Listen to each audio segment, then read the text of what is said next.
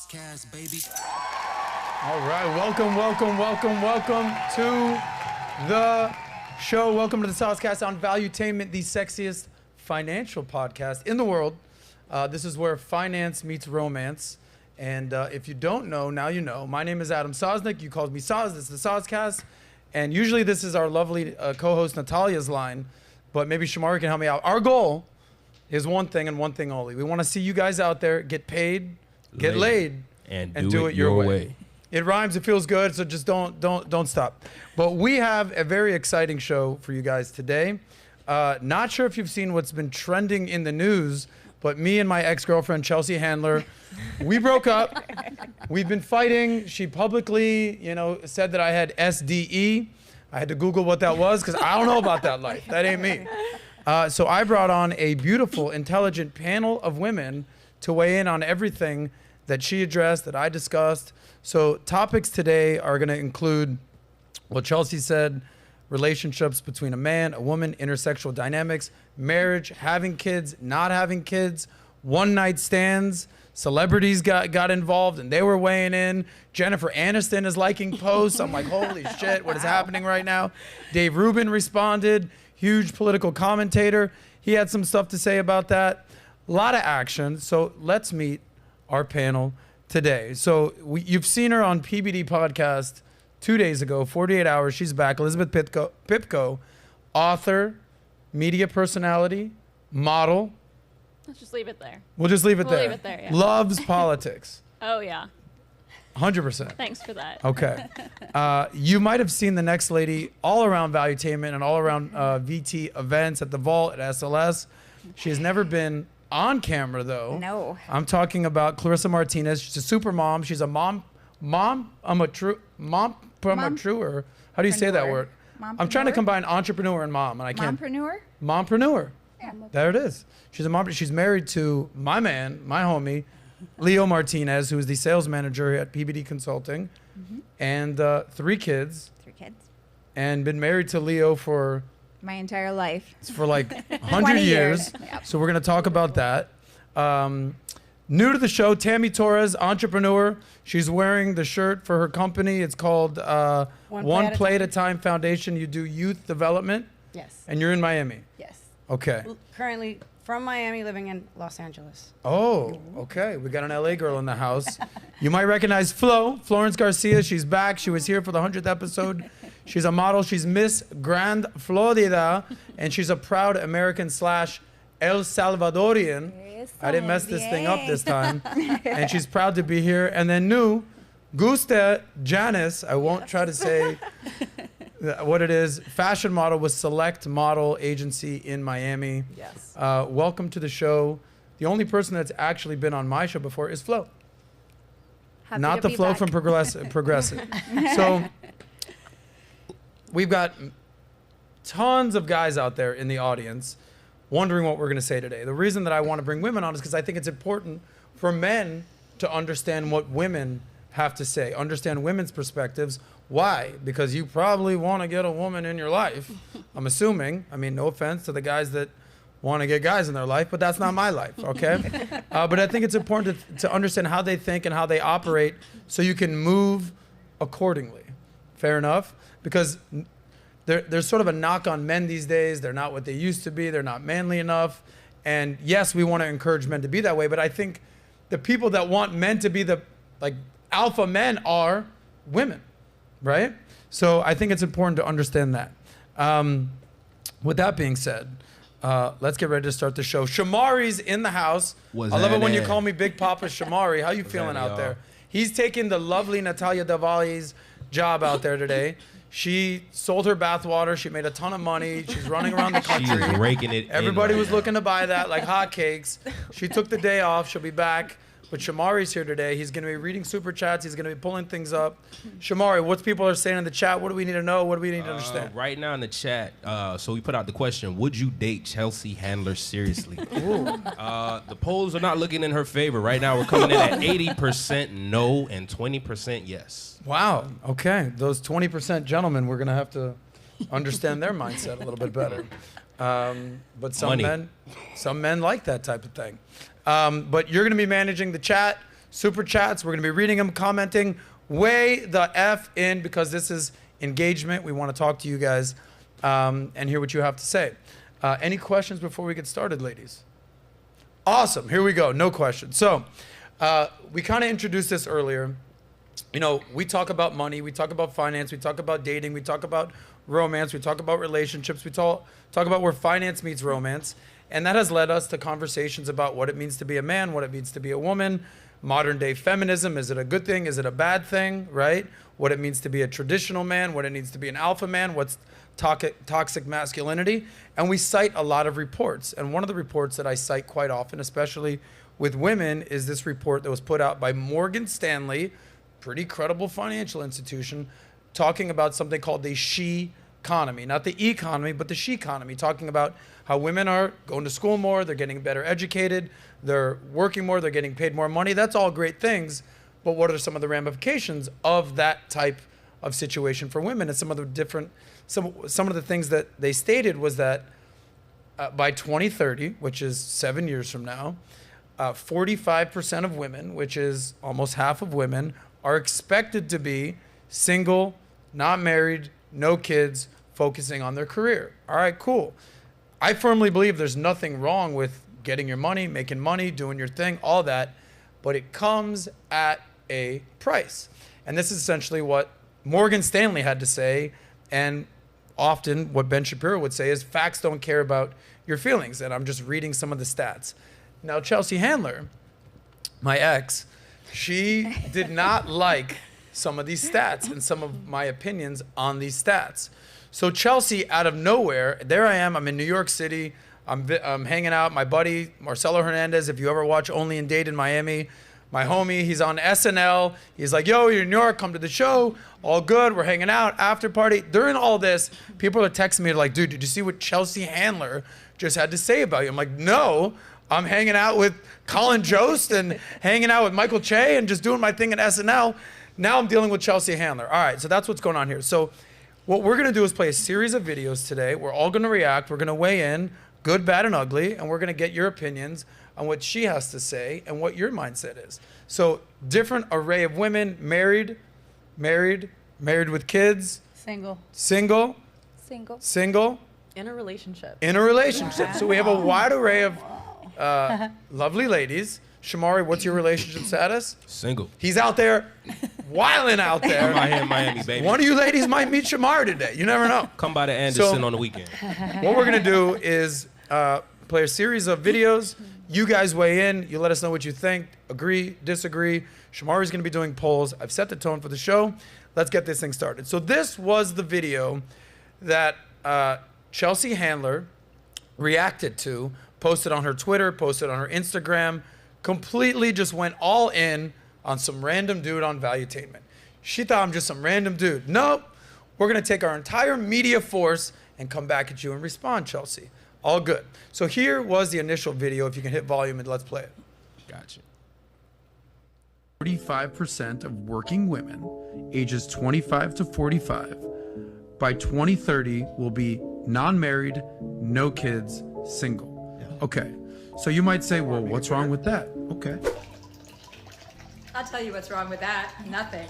I usually don't do things like this, but when I have to listen to men talk like that, I have no choice but to sedate myself with drugs and alcohol. Lately, I've been loud and proud about my status as a single, unmarried, childless, wild woman. And apparently some men cannot handle that. Every time I go on Instagram, I stumble upon SDE morons like this guy pontificating about how unhappy women like me must be. If you think that you're going to be 45 years old, no kids, not married, and that you're going to genuinely be fulfilled in life because you made money, best of luck to you, honey. Right. No, best of luck to you, honey. That clip was posted to an Instagram account called Alpha Motivation Zero. You got the zero part right because anybody that follows that account is getting zero Pikachu. I'm sorry, but if the child-free joyride I'm on triggers you, here's a hint. If you need daily alpha content to remind you to be alpha, you might not be an alpha. Take it from an alpha. And the truth is, studies show that single women live longer and are happier. You want to know why? Because they wake up every day and they don't have to listen to like you. Anyway, I have to go because my single unmarried ass is about to perform at my sold out comedy show. I'd invite you, but there are no tickets left. Bye.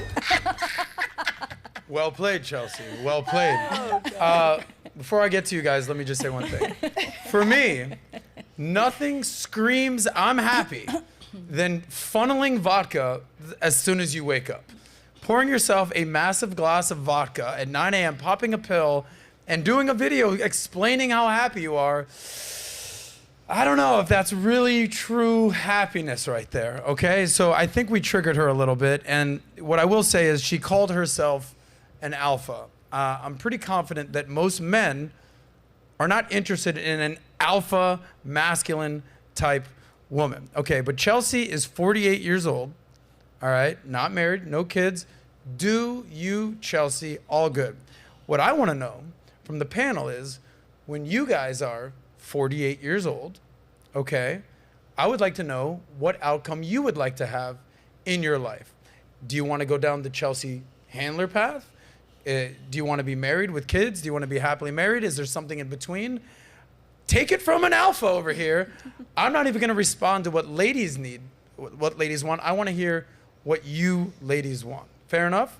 So give us your age first off. I know you're not supposed to do that, but it's kind of important because we're putting it out there. Your age and where you see yourself by age 48 when you're Chelsea's age. So go ahead, Elizabeth. Okay. I'm 27. Thanks for making me say that.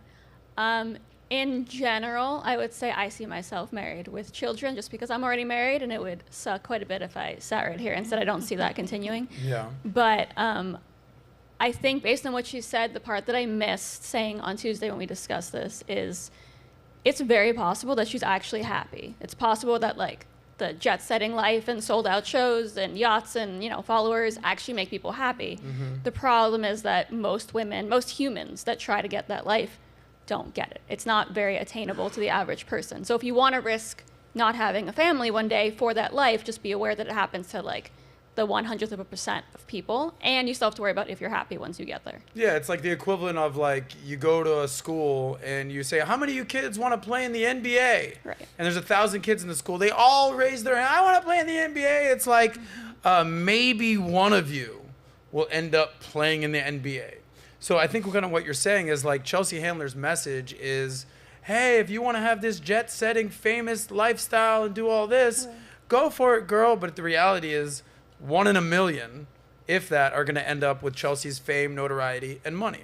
So bottom line is when you're 48, you don't want to be jet-setting, single, no kids, I didn't unmarried. say that. When I'm 48, if I'm not married with kids, I better also have a sold-out show and a jet-setting life. That's all I will say. Gotcha. So that would replace a family and kids. Okay. Clarissa Martinez. I am 37. No, I'm 38. So you know what? 37. Go, girl. You look great. I'm 38. So in 10 years, I'll be 48. I currently have 3 kids. So I have a 16-year-old, a 13-year-old, and a 12-year-old. In 10 years, my 12-year-old will be 22. So I took a very different path than Chelsea. I'm looking forward to growing in a career and thriving and building and developing. I work alongside my husband. I may not have chosen the same path, but I kind of had my kids, and I can't imagine life without them. They are the single biggest thing I've done in my life, and I've always wanted kids. So I have a very different perspective than Chelsea with that regard. But, you know, there's lots of ways of doing it. I just don't see myself not having them. They're my biggest achievement and will be. But I'm looking forward to living and thriving and growing and building and developing. And the fact that I did the path a little bit backwards, I feel like I'm better equipped. I've learned a lot of lessons along the way. I'm a very wise 38. So when I'm 48 and I don't have kids at home, I'm just really excited. Gotcha. This is who I mostly want to hear from are women with children, because you and Leo, I mean, full disclosure, you guys have done very well for yourselves. You're sales manager at PBD Consulting, kills it. Traveled the world, businesses. But by far and away, the greatest thing you've ever done, your words, is having kids. Yeah, I said if I achieve nothing else in life other than raise good, kind, responsible human beings, then I have succeeded. Good for you. Congratulations. Tammy, Next up, here from LA. How would you like to respond? Well, I am 36. I'm single.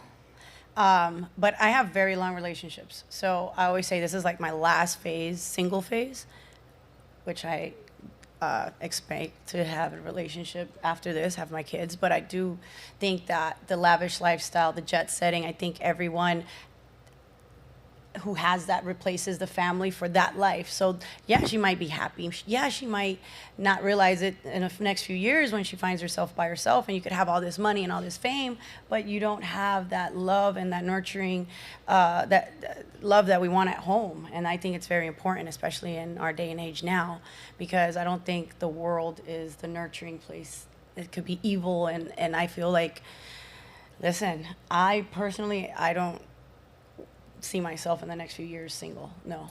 So you want to get married? Like Absolutely. Okay, so by the age 48, I where do better you see have yourself? some kids. I definitely will have kids, and I'll be married. And I always say, in the next few years, I know when it's right, it's going to happen. It's going to happen very fast and organically, and I plan to have plenty of kids. So that is your goal. That is your dream. Yeah, I do. I think I've put in so much work into doing what I'm doing now. My baby is my businesses and what I'm doing, and it keeps me, actually, I wake up in the morning. I could do whatever I want. I get it. And sometimes I think, and I have my friends that are single too in LA, and we're like, dude, it's about that time, it's going to come where we're going to have to get in a relationship, and I look forward to it. But then I'm like, dude, can we leave this life? This is awesome. I mean, you get up, you do whatever you want. I mean, I don't have to respond to nobody. I could jet set. Yeah, that life is amazing. But hey, it comes to a point that you gotta, start considering family. I'm a Cuban background, so my whole family is married, has kids at a very early age. I'm the only one that hasn't yet. Yeah. So everybody's like, dude, what are you waiting for? I want some kids. And I'm like, okay, it's coming. Give me a break. It's coming. So I appreciate what you said. You said right now your baby is your business. Yes. And then you said that you have conversations with your friends in LA, basically like, all right, like when are we gonna get out of this lifestyle? Yeah. I'm 42. I was briefly engaged. Now I'm single, chilling, all good. I firmly believe there is a difference between a man being 40 and a woman being 40. We can have that entire conversation throughout the episode. But so I have conversations with my buddies who are all millionaires, successful, doing their thing, got money, Playboys, Miami, houses, cars, jet, the whole thing. And I'm the guy like, gentlemen, like we're the last 5-10 guys left standing. When are we, settling down? And the answer's very differently between men, right? Mm-hmm. Now, keep in mind, all my best friends, best friends, all got married 10 years ago when they were in their early 30s. They're basically, they're like, I'm happy, I love my wife, I love my kids, but please let me come out with you one night, please, right? Yeah. But the rest of the conversations are like, dude, I'm ready to find my girl, settle down ASAP now. I've got money, good to go. And some are like, dude, I'm gonna keep rocking this thing till I'm 50. I'm like, holy shit, homie, do your thing. 50, if I'm 50 still in a club, somebody fucking drag me out, throw me a Xanax, and just throw a wife in my lap at that point. Yeah. But what kind of conversations are you having with your girls who are in their mid to late 30s? Mid-30s, early 30s. What are they, if you're living in LA, living it up, going on yachts, going to clubs, working on your businesses, what are sort of the internal conversations? If I'm a fly on the wall for your single girl conversations when you're 36, what would we hear? Man, they get very explicit. Yeah, that's why I asked the question there, Tammy. Go ahead. Well, and I'm not going to say just LA, Miami too, because I feel like this is a very cosmopolitan area where people come from all over the world, and I think in our generation now and our times are changing from what they were years ago. Yes, at this time, we start going to our friends' weddings. It's the weddings are the best parties, by the way. I love it because that's where you get to meet, you can meet your husband at a wedding. But our conversations mainly dude, this is, it's kind of great because you kind of could talk to whoever you want. You explore, you experience new people whenever you want. You date off and on. You could do, you're not confined to one person at this point in time. And it's doing what we do, working, being independent, which is, I think, most importantly, I could self-sustain myself. If I get with someone, I feel now it's I am not leeching onto you because I have my own, I could stand on my own 2 feet, regardless if you're there or not. So I feel like as women now, it's becoming a thing where that's very important, because my mom is like, she's always been, she can't be without my dad. And I decided to be the opposite of my mom. My mom's only been with my dad. So my mom vicariously lives through me. Are they still married? Yes, they've been How married long they've been married for? 38 years. Is she happy? I want to say she is, but I'm like, Mom, you only been with Dad. Like, you don't know what's out here. Do not bring Mom out to the club with you, Tammy. Leave Mom in the house. Shame about that life. My mom is one of the most coolest people, and so cool. And I've took my dad and my mom. My dad loves, oh, you can't take my dad to South Beach, because my dad is the opposite of my mom. My mom is like an angel. My mom is the opposite of what I am. I'm like my dad. Like, my dad is like the most outgoing, like, and they have a good relationship, but he hits on girls, and he's like the most like coolest dad. All right, done. You go hang with your mom at the house. Me and your dad, we going out. We're doing our thing. My dad is, me and Papi Chulo, we're gonna go figure it out in South Beach. Flo, the lovely Flo. How about this? Let me switch it up a little bit. I think by 48, Chelsea, it's kind of a layup. Like, I don't necessarily want to, I'm assuming that. Where do you want to be when you're Tammy's age, 36? Where do you see yourself? 36. So that would be 12 years from now, because I am 24 years old. Definitely, I see myself married with maybe 1 or 2 children, maybe like 3 years old by then, the kids, of course. Because I believe that marriage is a beautiful thing and children are a blessing. Right now, I do not see myself married, because I do see myself focused on my career. But if it happens to come, and the man of my dreams, or someone that I'm willing to build a future with, because what I feel is an understatement or a misunderstanding right now in the times that we're living in is that no one is perfect. Any relationship, and a marriage especially, takes time, takes effort, and it takes death to self. What do I mean by death to self? It means that compromise. If I want something and you want something and we're not meeting eye to eye, then someone either needs to learn how to compromise, or we need to learn how to agree to disagree, right? But we need to learn how to build, because a marriage is building. Especially if you want to have kids, which I do in the future, we need to build something from the ground up together. And that doesn't mean, oh, okay, I'm not going to have anything set up by myself and you're not going to have anything set up by yourself. But you're focused on you. And then when the time comes, I do want to be married, and I do want to build something with my future husband and for our children. Well said. You said compromise, communication. Clarissa, you've been married for? It'll be 20 years this July. 20 years. They got married when they were babies. So I got What has married been when the I key? was 18. Wow. Yeah, that's anomaly right there. Like, typically, I think the stats are high school sweethearts do not. It was my high school sweetheart, first boyfriend, and first and only. So I'm like your mom in that boat. So, and I'm not complaining. No. So your mom and Clarissa are not going to the club. I've been to a club with Clarissa. She kills dance floors. There's like full-on silhouettes, outlines of murdered people on the dance floor because she kills it. Her and Leo. But what's been the key to 20 years of marriage for you? So, like Flo said, communication. So Leo always likes to share about our relationship with everyone that he talks to. And I remember our first year in marriage, I think I cried and I hated it. Our first year, I cried every single day because we couldn't see eye to eye on things. So I was like this puppy love, you know, like everything is perfect about him. And then you get married and you move in together and it's like, oh my God, what did I sign up for? You mean Leo's not perfect? He wasn't no perfect. way. And I wasn't perfect. And so I suggested that we do this game, right? And I said, let's create the safe space in which I can share with you things that are driving me crazy about you. You know, things that you do, things that you say to me, like ways that we behave with people in public. And let's do it at the end of the day. He's like, that's not fair because I don't remember anything. He's like, I don't remember anything and you remember everything and that's not fair. So I suggested that at the end of the day, we have a time where we come together and we share. We share about our day, what was good, what was bad, anything that's bothering you. And we kind of still do it now, 20 years later, like at events, like it'll be 1 o'clock, 2 o'clock, and we'll do our debrief, like what was good about the day, what was bad about the day. Share your wins, share your victories. I want to be happy with you. I want to celebrate your victories. But communicating has been the key. That has, 20 years has been a blink. Like it really has. How does it work when you're like, all right, it's that time of the day, y'all. All right, I got step into my office. It's kind of like the circle of trust. Like you've seen Old School with Will Ferrell, when he's like, "You're in a safe space here. Circle of Yeah, trust." it's kind of He's exactly like, like "All that. right, sometimes I'm at the Olive Garden and I wonder what kind of panties the waitress is wearing.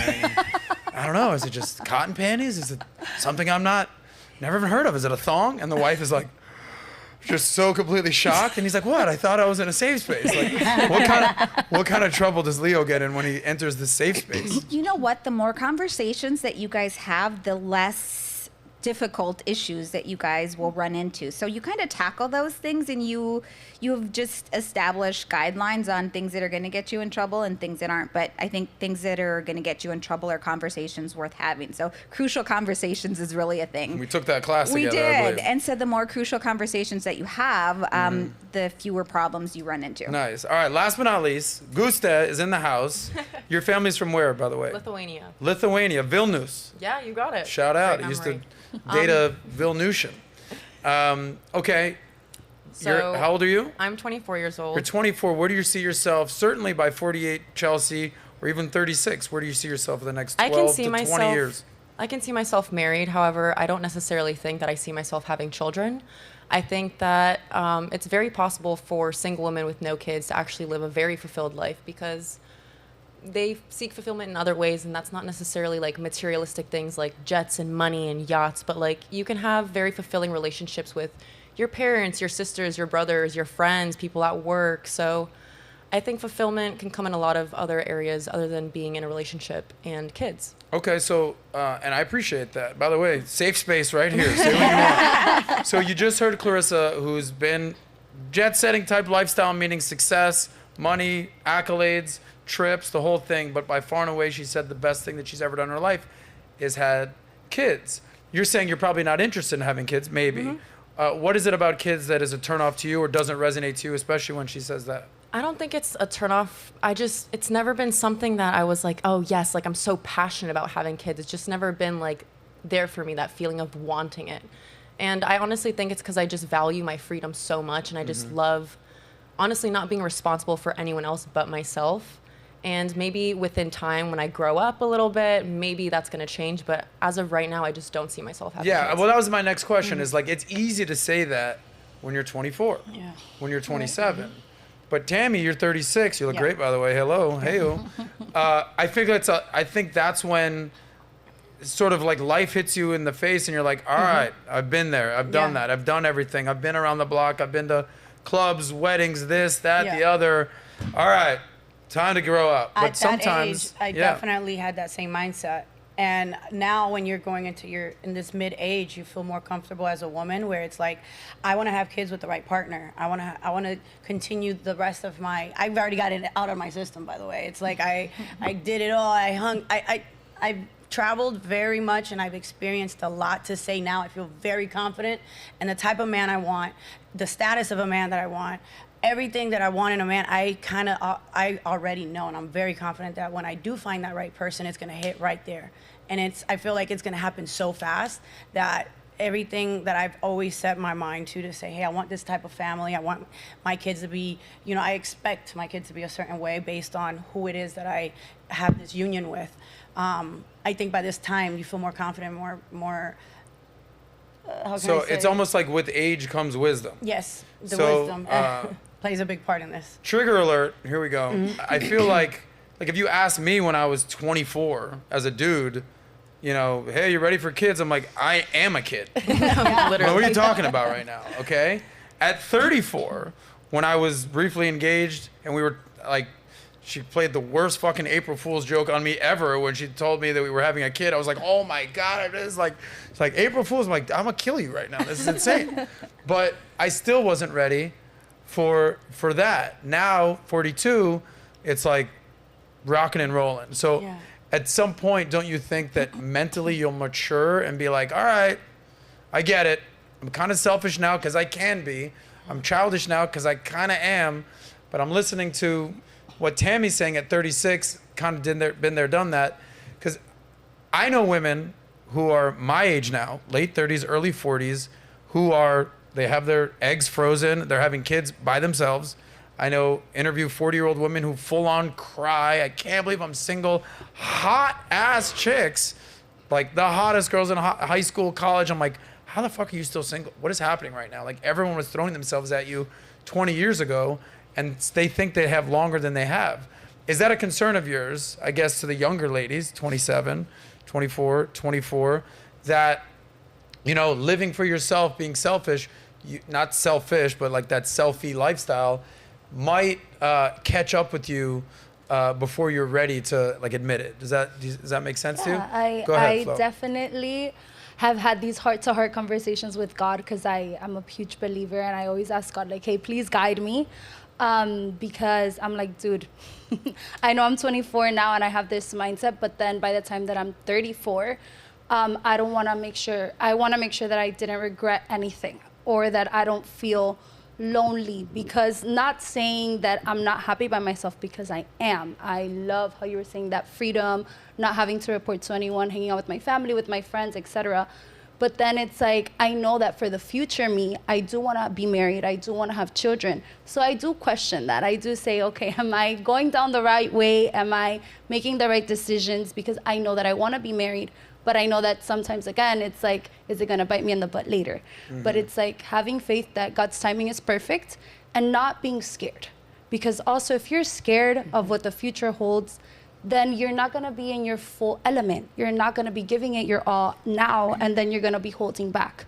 So, Tammy, let me ask you a question. How fearful are you, right? You're 36. You look great. Awesome. So I'm not attacking you.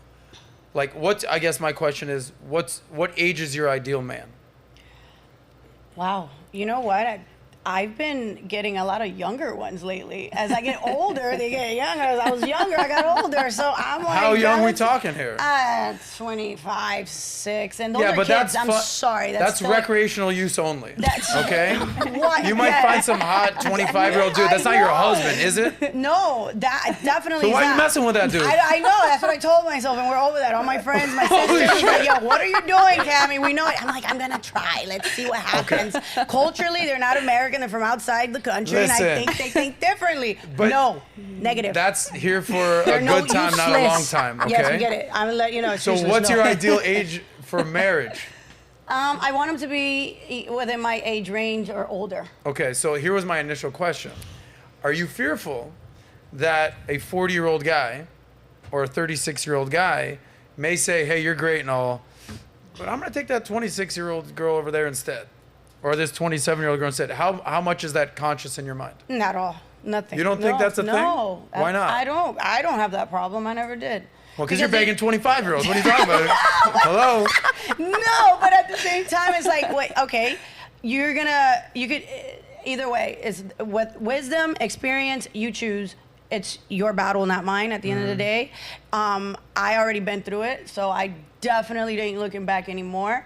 I've already had the experience, and I ain't going back to it. So, okay. Hey, good luck to you. I'll tell them, hey, go. All right, so all the 25-year-olds out there, holler. Tammy. It's your loss, okay, buddy. she's out there. Tammy, your Instagram, Tammy Torres. Yeah. DM young Tammy out here. No. I'm trying to hook you up. I'm trying to find you a man. Listen. She's married. How long you been married, by the way? 4 years. And you got it married at what age? 23. 23. Wow. Yeah. So you got married at 18. Mm-hmm. Wow. Okay. You're 36. I really 24. thought I was gonna be early, getting married and have kids early, because my whole family, literally, I'm like probably the only one that didn't. Sorry, I thought by 25 I was going to be married also. Sure Well, you're only 24. Yeah, anything could happen. Hey, give yourself. You got a year. It could still happen. By the way, what age do you want to get married? I don't know. Maybe like 30s, I would say. Okay. Late 20s. All right. Well, so the Chelsea Handler lifestyle, is it appealing to you, or is it kind of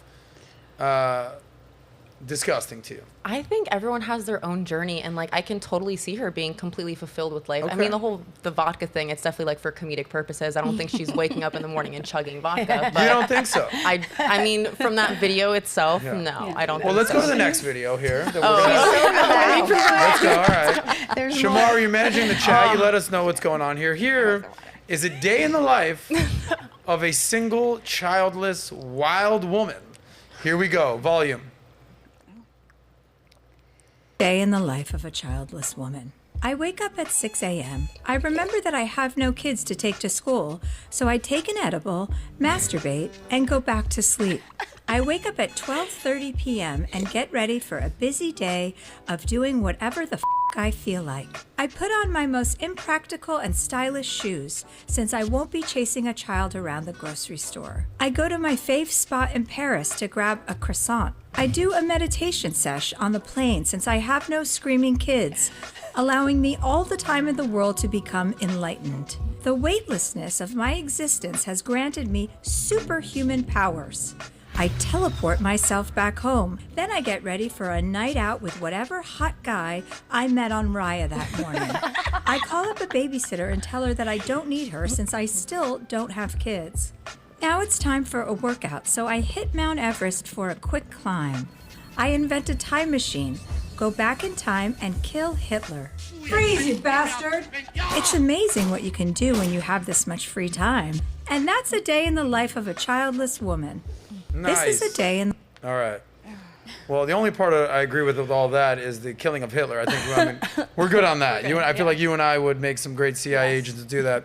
So let me tell you who that reminds me of. Okay, so you wake up, you have a drink, have a cocktail, maybe a Xanax or two, you masturbate, you play some video games, you do some metaverse teleporting thing. That is literally my life in college. Okay? Just a college dude getting fucked up, doing random shit. She's doing that at 48 years old. So you talked about, well, you know what? That jet set lifestyle, it sounds like kind of cool. I know that that's a joke. I completely understand that. But the average woman out there is not jet setting to Paris or inventing a time machine. Well, nobody is. Or doing any of this nonsense. So I get that it's a farce. But when you see something like this is kind of her reality. Wakes up at 6 a.m., takes an edible, has a cocktail, masturbates, go back to bed, noon, play some video games. Like, if any of my homies were doing that, I'd be like, brother, you got to check you into rehab. You need to grow the fuck up. It seems very childish. How would you like to respond? Yeah, again, if it makes her happy, that's great. I couldn't do that, not now, nor at 48. So why are we being so nice? This whole, like, if it makes you happy, everyone has their own journey. Like, stop it. If she's genuinely happy, that's great. Okay. I don't think it would make me happy, nor would my Russian parents allow me to do that ever. But, I mean, good for her. Again, most people are not going to go and take a picture with the Mona Lisa at 12 p.m. They're going to be working 9 to 5 minimum and coming home, hopefully, to a kid to make that all worth it. Yeah, and by the way, I don't have a kid, don't have a kid, get married, don't marry. Do you, girl? My problem is that her reality is not your reality, your reality, your reality, your reality. She's capitalizing and getting views and clicks, and we're the attention economy on her, quite frankly, absurd lifestyle. And if that works for her, do you, Chelsea?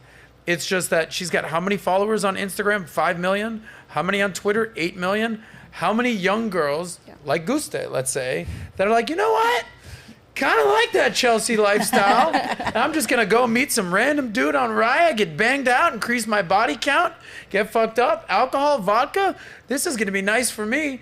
Next thing you know, Tammy says, oh, shit, I'm 36. Next thing I'm 38. I'm 48 years old because Chelsea Handler told me that was the way to go. Now I'm masturbating while I cry to myself to sleep, and there might be a problem. I don't know. Maybe I just went on a rant right there, but I feel like a lot of women might end up in a situation where they're like, what the hell just happened here because of Chelsea? Who would like to respond to this? Guste, go ahead. I think that video is satire. Like, I don't genuinely think that she wakes up at 6 in the morning, takes an edible, and then masturbates. Like, she's totally just making a joke of, like, being a childless Totally woman. Understand that it's satire. And I think but that, her honestly, life is that, though. Again, you do you, girl. But I think those kinds of videos are low-key important because I feel like throughout society, women have always been, like, pushed to have children, and, like, you're kind of worthless if you don't have children. You're looked down upon and you're frowned upon. Like, you're judged for not wanting to have kids.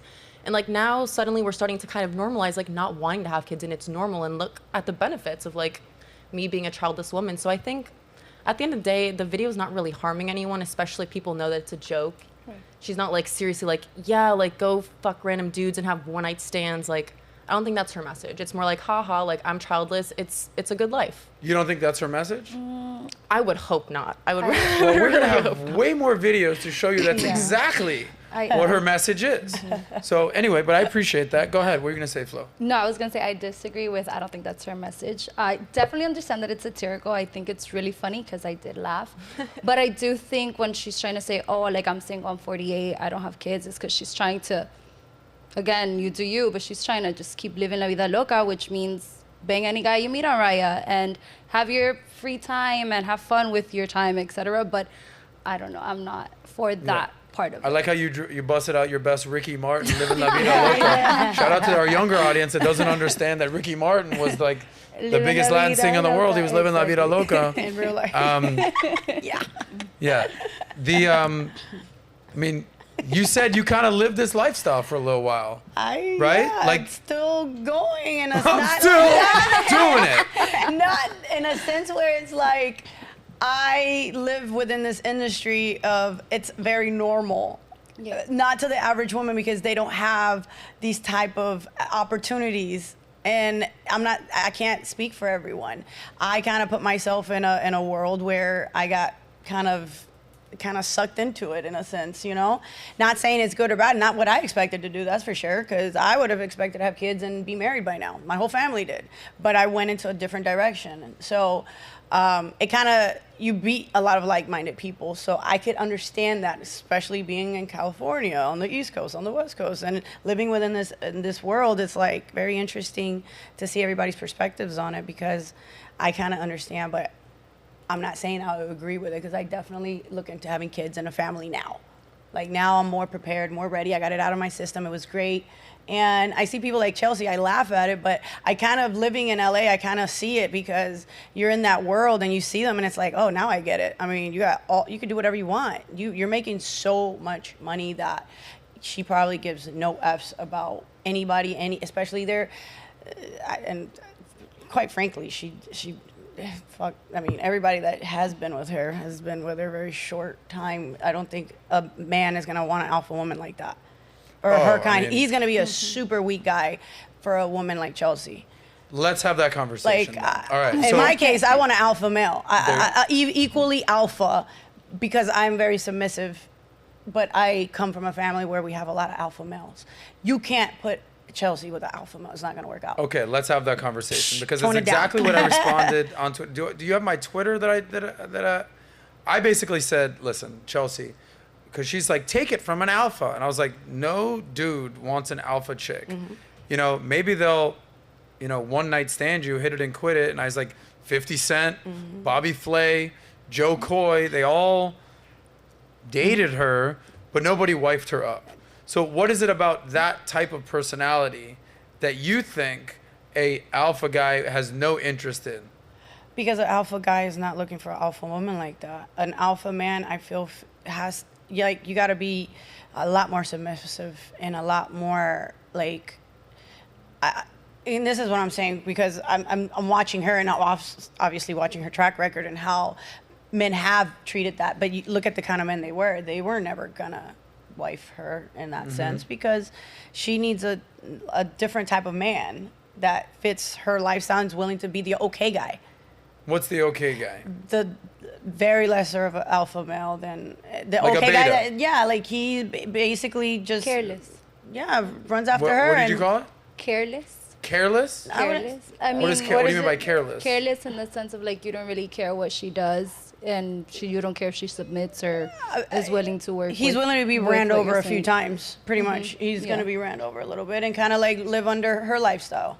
Okay, well then let me ask you Look at guys. Cher. What do you think Boy, is an ideal like power dynamic in a relationship? You're talking the man alpha versus a beta. You're talking a woman who's an alpha versus being a more submissive. There's a famous like saying in the manosphere out there where it says like a man will commit once the woman submits, right?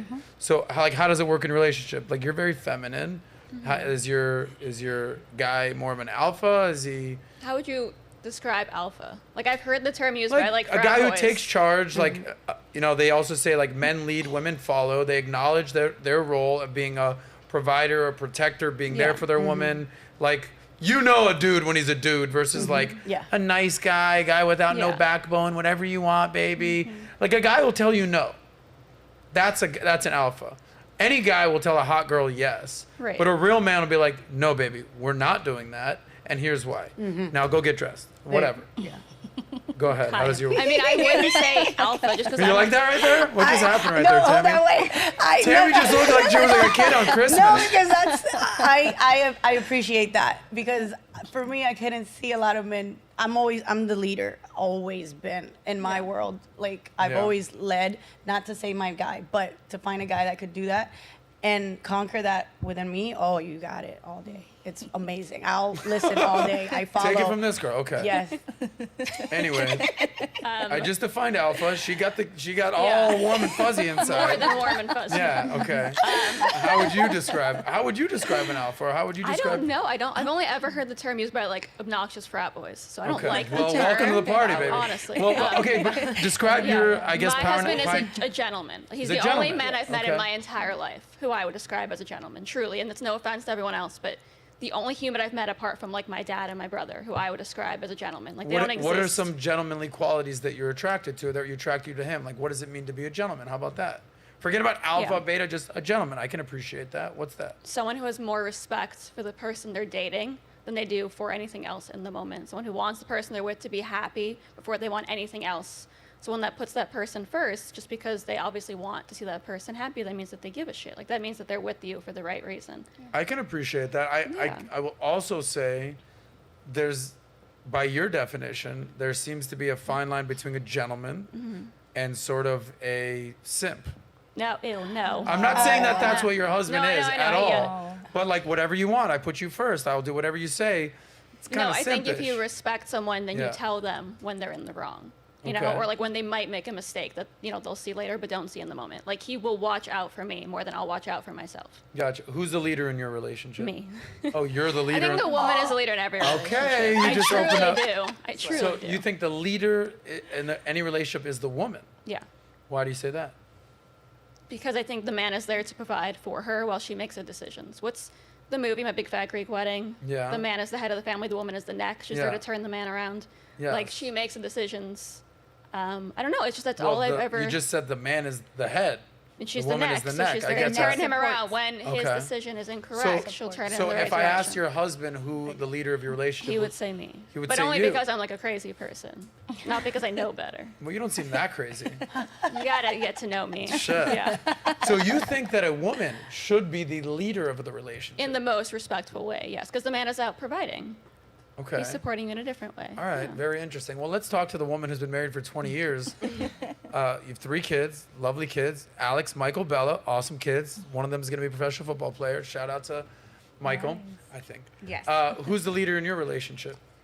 I think we take turns leading. It's kind of like a dance. So sometimes he leads, and there's certain areas that I lead, and it really varies. When you've been someone with you've been with someone for so long, you know their strengths, and you know, all right, you've proven yourself superior in this area. I'm going to let you take lead, and you just stand back. And then there's other areas in which I'm very well versed, and I'm like, this is my arena, so let me take charge. As far as providing an income, he's always provided, but everything else has been defaulted to me. So I've become very resourceful. So Leo is excellent at providing an income, but anything from enrolling our kids to school to finding a new property to making sure our licenses are intact, making sure that the world runs is all Yeah. left to me. Well, correct me if I'm wrong, only because Leo said this. He's like, I have one job. Yes. Bring home the bacon. Make money. I don't have to Exactly. focus on anything else. Making And dinner, he picking up means the it. kids, He- enrolling. I literally think he doesn't even know the name of the kids' He school. doesn't. He doesn't. Yeah, I'm not even joking. Like grades, like Okay. he'll take an educated guess, but not where the kids. He go to might not school. even know his kids' names. No. Okay? He Joking. No. But yeah, it really. It doesn't matter who's in charge in our relationship because we take turns, like I said. Okay. And you said that, like, more than anything, you're looking for to be more of a submissive role, and you want an alpha in your life. I would respect an alpha more as leading, but a balance between the two. Not because I know Yeah. how I am as well, but I think it's like a dance. And most congratulations, because she's amazing. I think, especially in our day and age, you don't see so much, you know. But I understand because I see it within my parents and my family. There's got to be a balance between the two. Lovely Elizabeth say, I'm the leader. I think the woman leads a relationship. How do you process that? I find myself in that position. I don't say it because I want him to feel like he is the man of the house. He is the leader. He is. Oh, you think it, but you wouldn't say it out loud. Whereas Elizabeth's like, listen, honey. No, but men at the same time, you gotta allow them to lead and watch them. And then, like you said, please explain to me why no. I like for you to tell me why does this make sense and why not. You know, so make it make sense to me. How about that? So other than that, I let's keep it a balance. I know where your weaknesses are and my weaknesses, and I think this is a partnership between the two when you're in relationships. So it's like we're not against each other, we're a union. So we got to learn to work together. We're a team. So it's kind of like balancing that out. It's very important. You two ladies weigh in, and then we're gonna do some super chats. Type of man that you're looking for, perfect balance in your relationship. Are you more the feminine role, more submissive? The man is more the leader, alpha? Is there a balance? Like, how would you envision your ideal relationship? I definitely believe that if you're married or in any relationship, you're working together as a team. You're not supposed to be against each other. You have disagreements. I am fully aware of that. But that's because you're two different people working together to build something one day, right? If you're not married yet, then you're working towards marriage. And if you're married, then you're working towards a beautiful, bright future together, right? I love how she mentioned that it's a dance because it takes two to tango, and sometimes the man will take the lead, but if he's leading incorrectly, at least I know how to dance and I can do the spin and then land right back in his arms. And I say that as a proud Latina, right? Because that's how I envisioned it. And it's like, okay, maybe he'll try to turn me or he'll try to spin me, and then it might be incorrectly done, or his intentions were well.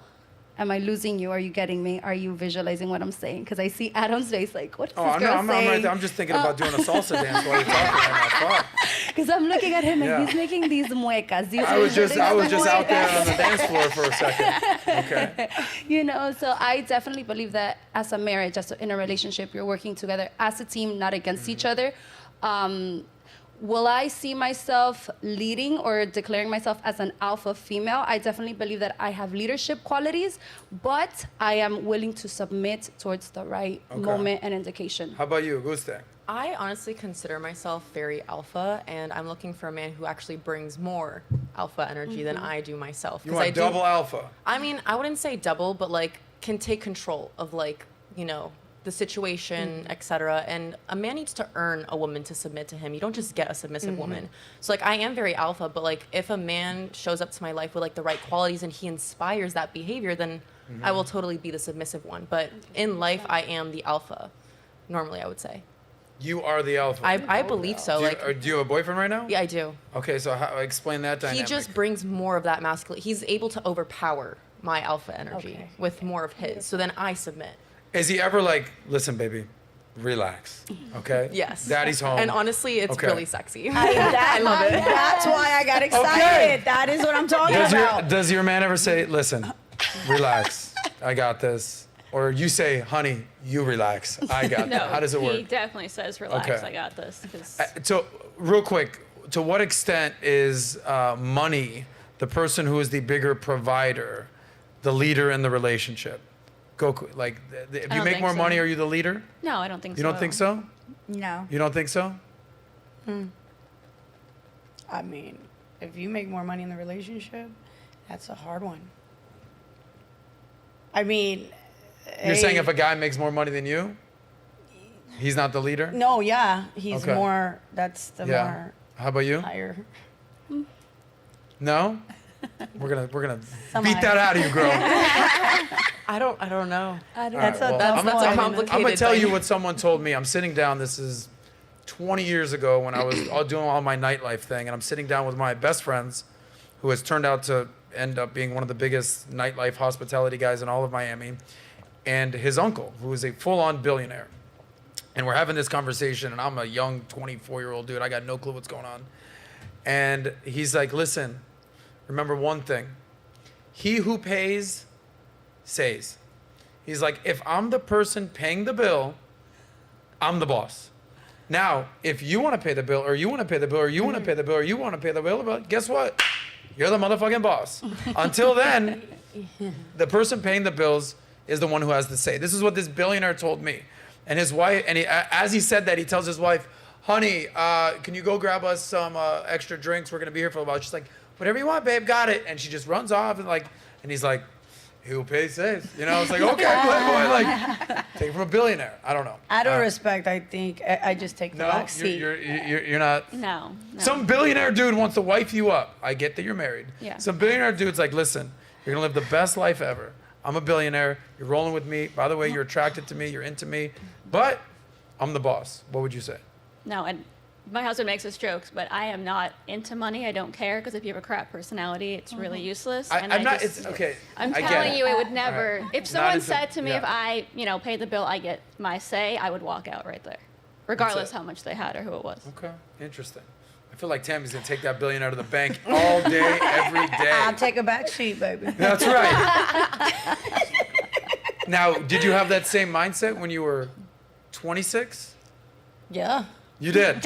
Okay. I knew it's like a code. One of you billionaires or 25-year-old dude, somebody wipe up Tammy ASAP. Okay. Real quick, we're going to read some super chats and we'll get on to the next topic. All right.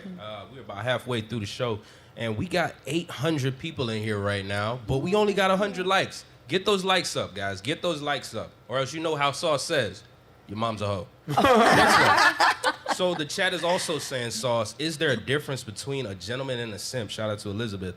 The chat says 90% yes. There's a big difference between a simp and a gentleman. We got Beaten Cheeks in the chat right now. Shout out to Beaten Cheeks, dropping $20 into the bucket. That's Shout our out guy. to you, Beaten Cheeks. What's Beaten Cheeks saying? Wow, any woman that leads any relationship has the biggest simp significant other that never said no to them in life. Guys in America go to Dubai or South America, please. Stay away from these females. Adam, put your foot down. What else you got? Put me in the mix, right?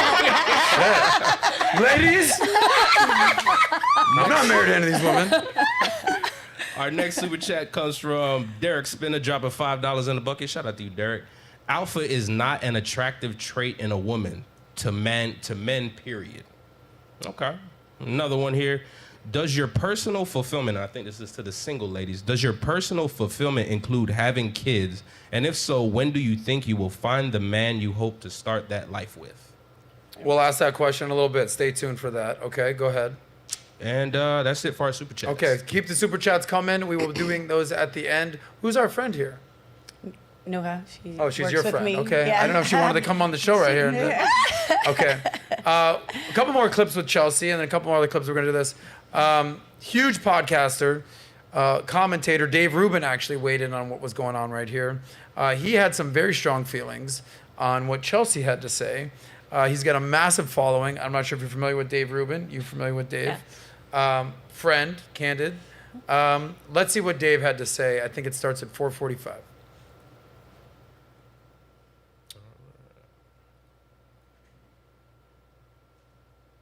Back it up just a sec. Oh, sorry about that. 412. We got the volume, Jorge? We good? Yeah, I don't hear anything. there it is. Lost the culture, meaning people will not even understand All right, turn what it up the a little. real Thank you. issues are. You will basically be trying to swim yourself out of the La Brea tar pits while you're always sinking because you've lost the culture. You have nothing to stand on to actually fight the political wars properly. So let's do a little culture first. My buddy Adam Sosnick, who is one of the hosts over at the Patrick Bet David podcast, he talks a lot about money, but he also talks a lot about dating. And he did a video a couple days ago talking about how so many women right now seem to be entering their 30s and 40s unmarried and unhappy. Well, Chelsea Handler caught wind of that. And you know Chelsea Handler. She is a quote-unquote comedian. Mostly she seems to me to be some sort of alcoholic looking for attention. But in any event, she saw the video of Adam talking about, with stats and actual factual information, how women are less married in their 30s and 40s. They're not having kids as much, and it's leading to a mental health crisis and a happiness crisis and a purpose crisis. I mean, this is a lot of Jordan Peterson style stuff. Anyway, Chelsea saw the video of Adam, and she put this thing together. I believe this is on the TikTok. Is it on the TikTok? So you saw the video. We don't need to replay the video. So we don't need to go there. Basically, Chelsea weighs in. Play the second clip of what he had to say on the tail end of that. You can do it at 1.5 speed if you want to. Gotcha.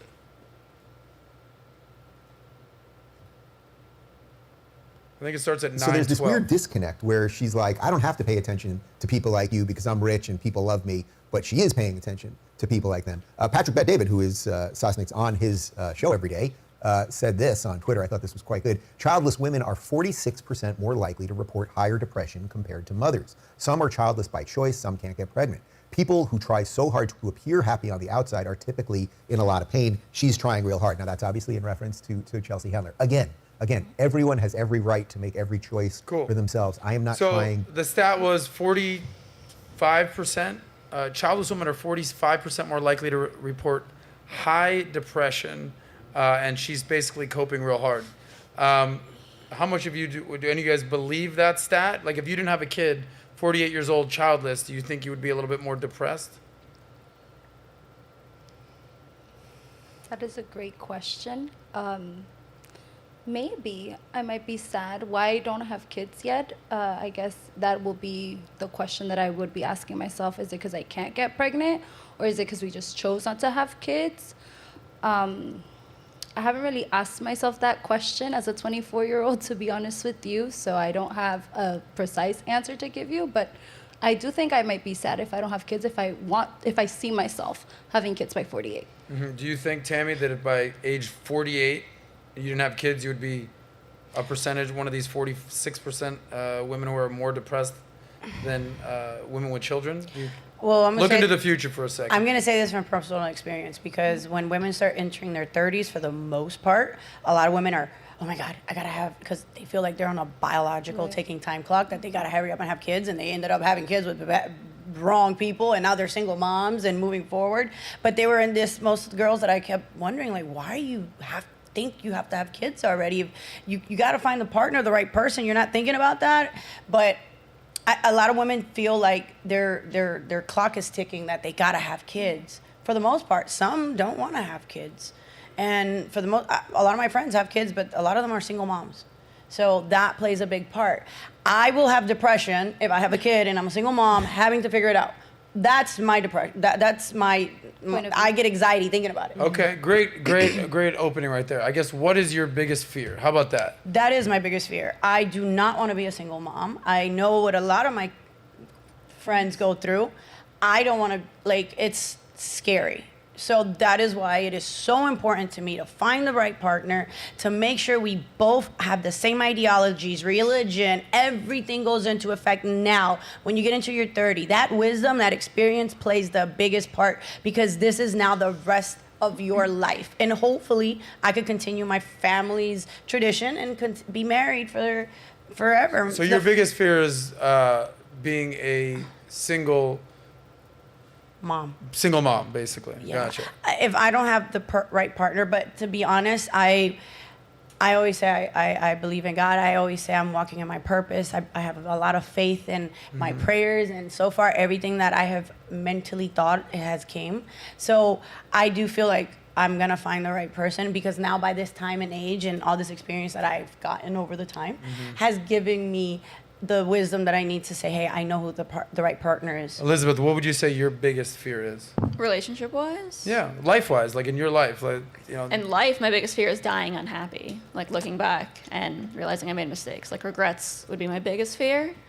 Relationship-wise, I guess my marriage not working out, but I don't see that happening. So I don't really have those kind of fears, but just one day getting to that point when you look back and realize you wasted your life worrying at least about the wrong things. Clarissa, I'm gonna come to you last. Biggest fear? Oh, you're looking at me? Go ahead. I would say living an unfulfilling life, like not feeling like I have any purpose, or just not liking what I do, waking up every morning and like dreading to start the day. I think that's my biggest fear. And nothing to do with husband, wife, family, kids, nothing of that? It's just personal? Yeah, I would say so. I definitely agree with her point about being a single mom, because I grew up in a household where my mom, she was raising kids on her own. And I think, honestly, that might have played a role as to why I don't want to have kids, because I saw the position that my mom was in. And that's tough. And I think that's a great reason as to why a lot of women are single and not having kids right now. I feel like a lot of kids grew up in broken homes, and they witnessed what their mom went through, and they're like, that's just not going to be me. I'm not going to follow her footsteps. Gotcha. How about you, Flo? Biggest fear? My biggest fear, I think, would be, again, tapping into what these ladies were saying, just living an unfulfilling life. By the grace of God, I know what my purpose is, and that's what I'm working towards. And kind of backtracking how you asked me if I would regret making the decision of waiting a few more years before I want to get married and things like that. But I think that, again, purpose is a beautiful thing. It's a roller coaster with ups and downs, just like life. But the sun always shines after the rain. So We got Annie in the house right here. All right, Clarissa. Ricky Martin, Annie, we just have Yeah. all of these great phrases I grew famous up with. references. So Clarissa, biggest fear. I mean, you're the only one on the panel with children. So a lot of what this conversation that Dave Rubin essentially initiated was that 46% of women without children have a higher propensity to depression. You have children. You said that's been your greatest honor in life, greatest accomplishment in life. What would, I guess, be your biggest fear? Honestly, at this point, staying stationary or stagnant, not growing.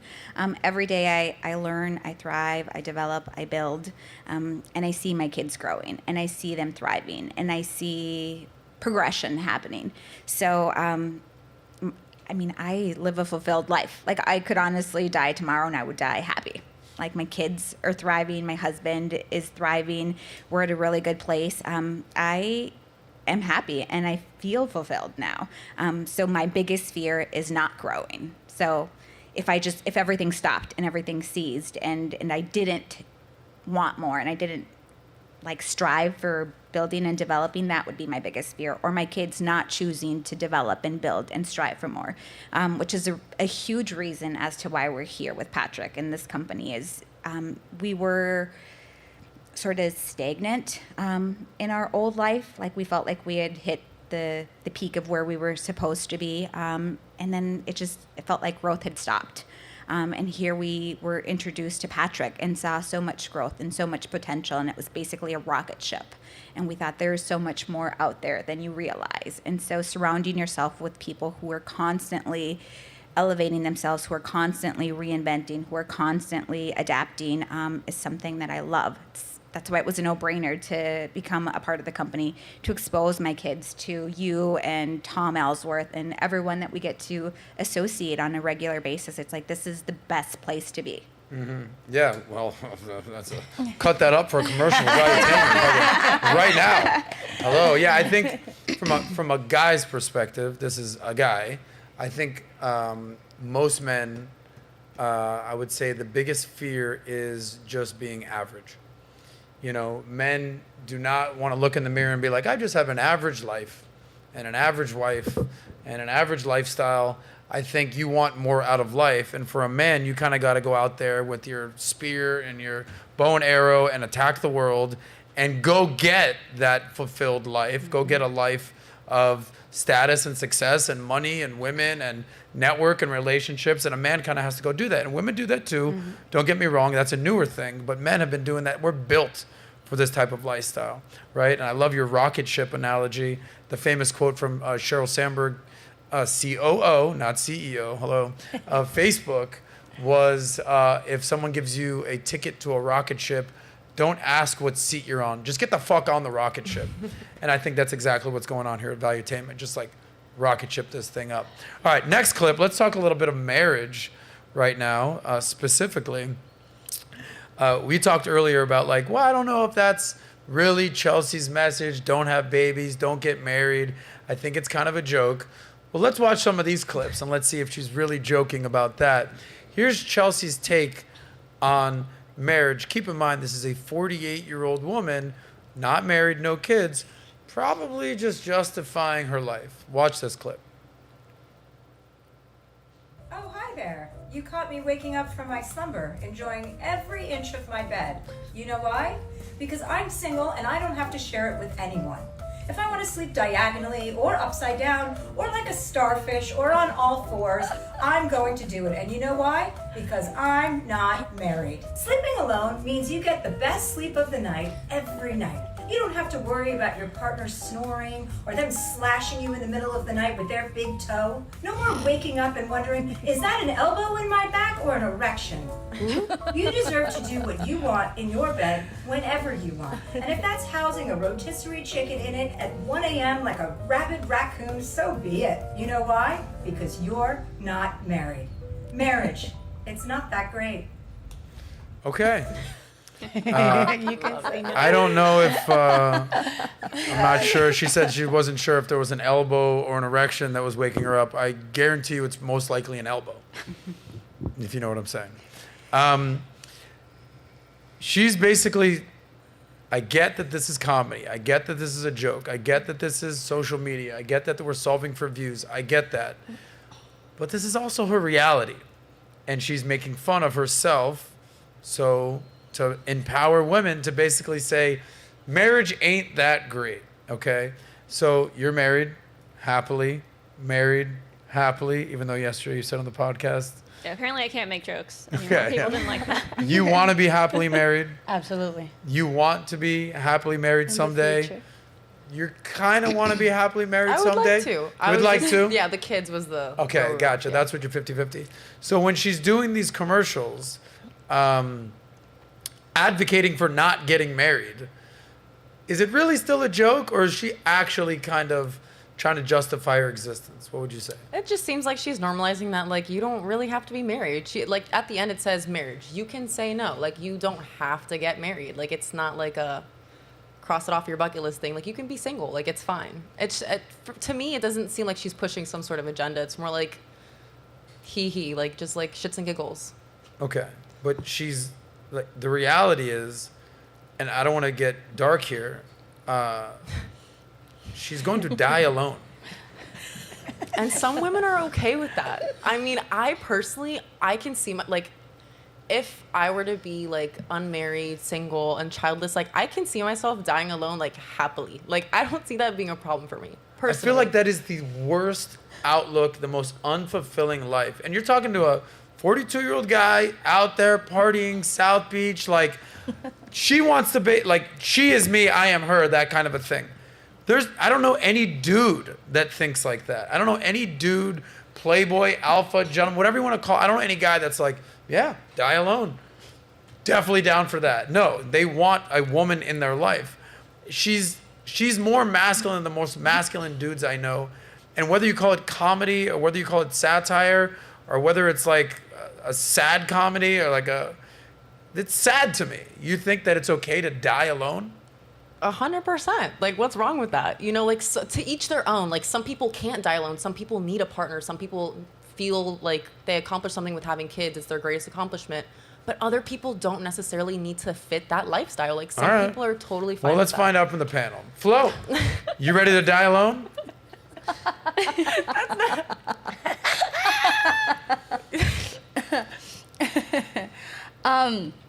Am I ready to die alone? Yeah. Jesus, Adam. You go to bed, you go to sleep, you're 80 years old, you got no husband, you got no kids, you've lived your whole life, maybe you got some money in the bank. Hey, it's time to go to my funeral. Who showed up? Fucking nobody. How do you feel? Well, I'll be dead, so but that is not what I see for my future. That is not what I want, you know. And I love this because we all have different opinions, 100%. And that's okay, you know. Some of us want to die alone. Some of us want to have white kids and family. I get it. All right, Tammy, you ready to die alone? Oh, no, I don't want to. You heard that sigh, that deep breath? I heard that thing. But the reality is, when you die, you die. You don't know if you're going to be alone or with someone at the time. It's kind of like where you're at the time. That's when you're dead, but like... Yeah, but I wouldn't want to, no. That would kind of suck. Do it at the end. Okay. You ready to die alone? No, definitely not. No. Why not? I don't know. Like I said, my biggest fear is, dying with regrets. And I think, no offense again to anyone that has those ideas, I'm sure to each their own, obviously. Mm-hmm. But I think if I looked back and I had no one next to me, then I'd have quite a few regrets. Let me ask you guys a question. Judgment-free zone. Who's to blame for this type of mindset? I mean, if we could put blame somewhere, is it society? Is it modern-day feminism? Is it that a lot of men suck? right? Is it that men have traditionally been the patriarchy and they've never let a woman do what she wanted to do? They kept them down. Why do women have this type of mindset? I'm not a chick. I don't understand. Why? Who's to blame for this type of mentality? If you can place some blame, go ahead, Flo. Honestly, I'm gonna mention something that you did not mention, and I really genuinely do believe that it's the lack of a father. Not growing up with a father figure, not seeing your dad love your mom or bring her roses or treat her the way that you're supposed to be treated when you get to a certain age. I think that's a huge role. Or seeing your mom getting beat up and not experiencing a beautiful, happy life with your family, right? A happy mom, happy dad, happy-go-lucky, etc. I think that that has a huge role in it. Or growing up with a single mom, and seeing how she was mentioning that she saw her mom struggling to raise her kids, and they're like, damn, you know what, maybe this is not something that I see myself because I saw the struggle. Or you can have a different outlook and be like, I saw this, and when it's my time, that's exactly the opposite of what I want to have. I want to make the difference, and I want to break those generational curses or those generational things that I saw. Well said. Tammy, who's to blame?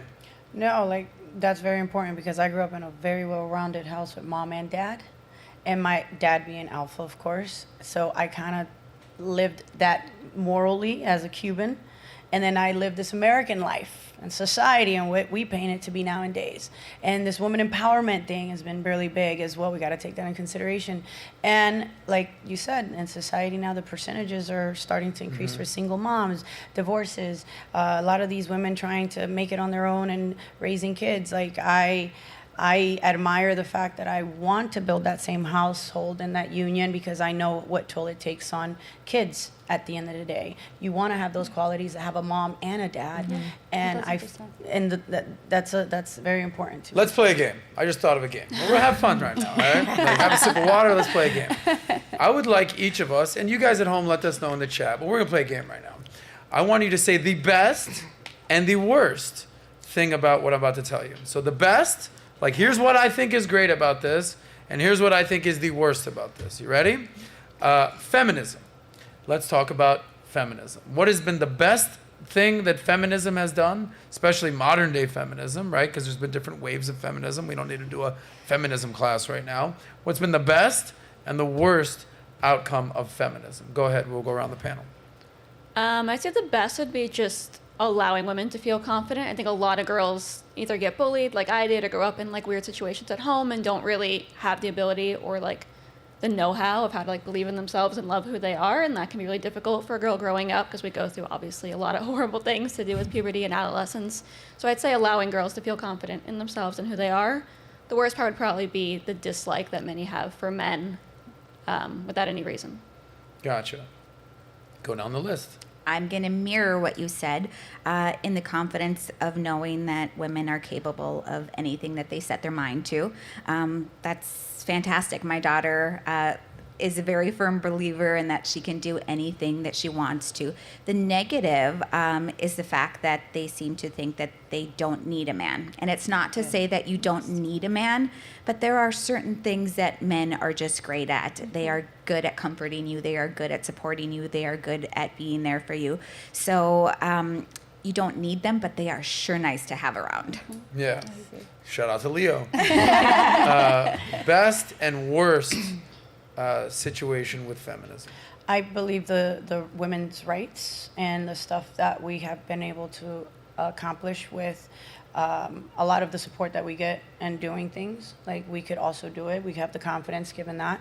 I think it's very important to have that union and have that partner to help uplift those beliefs and those things that you do want to do as a woman. I think the downside, I believe, is women start thinking they can do things on their own, and this is how you get more single moms out there and more stuff out there that might not be good for society at the same time and your kids.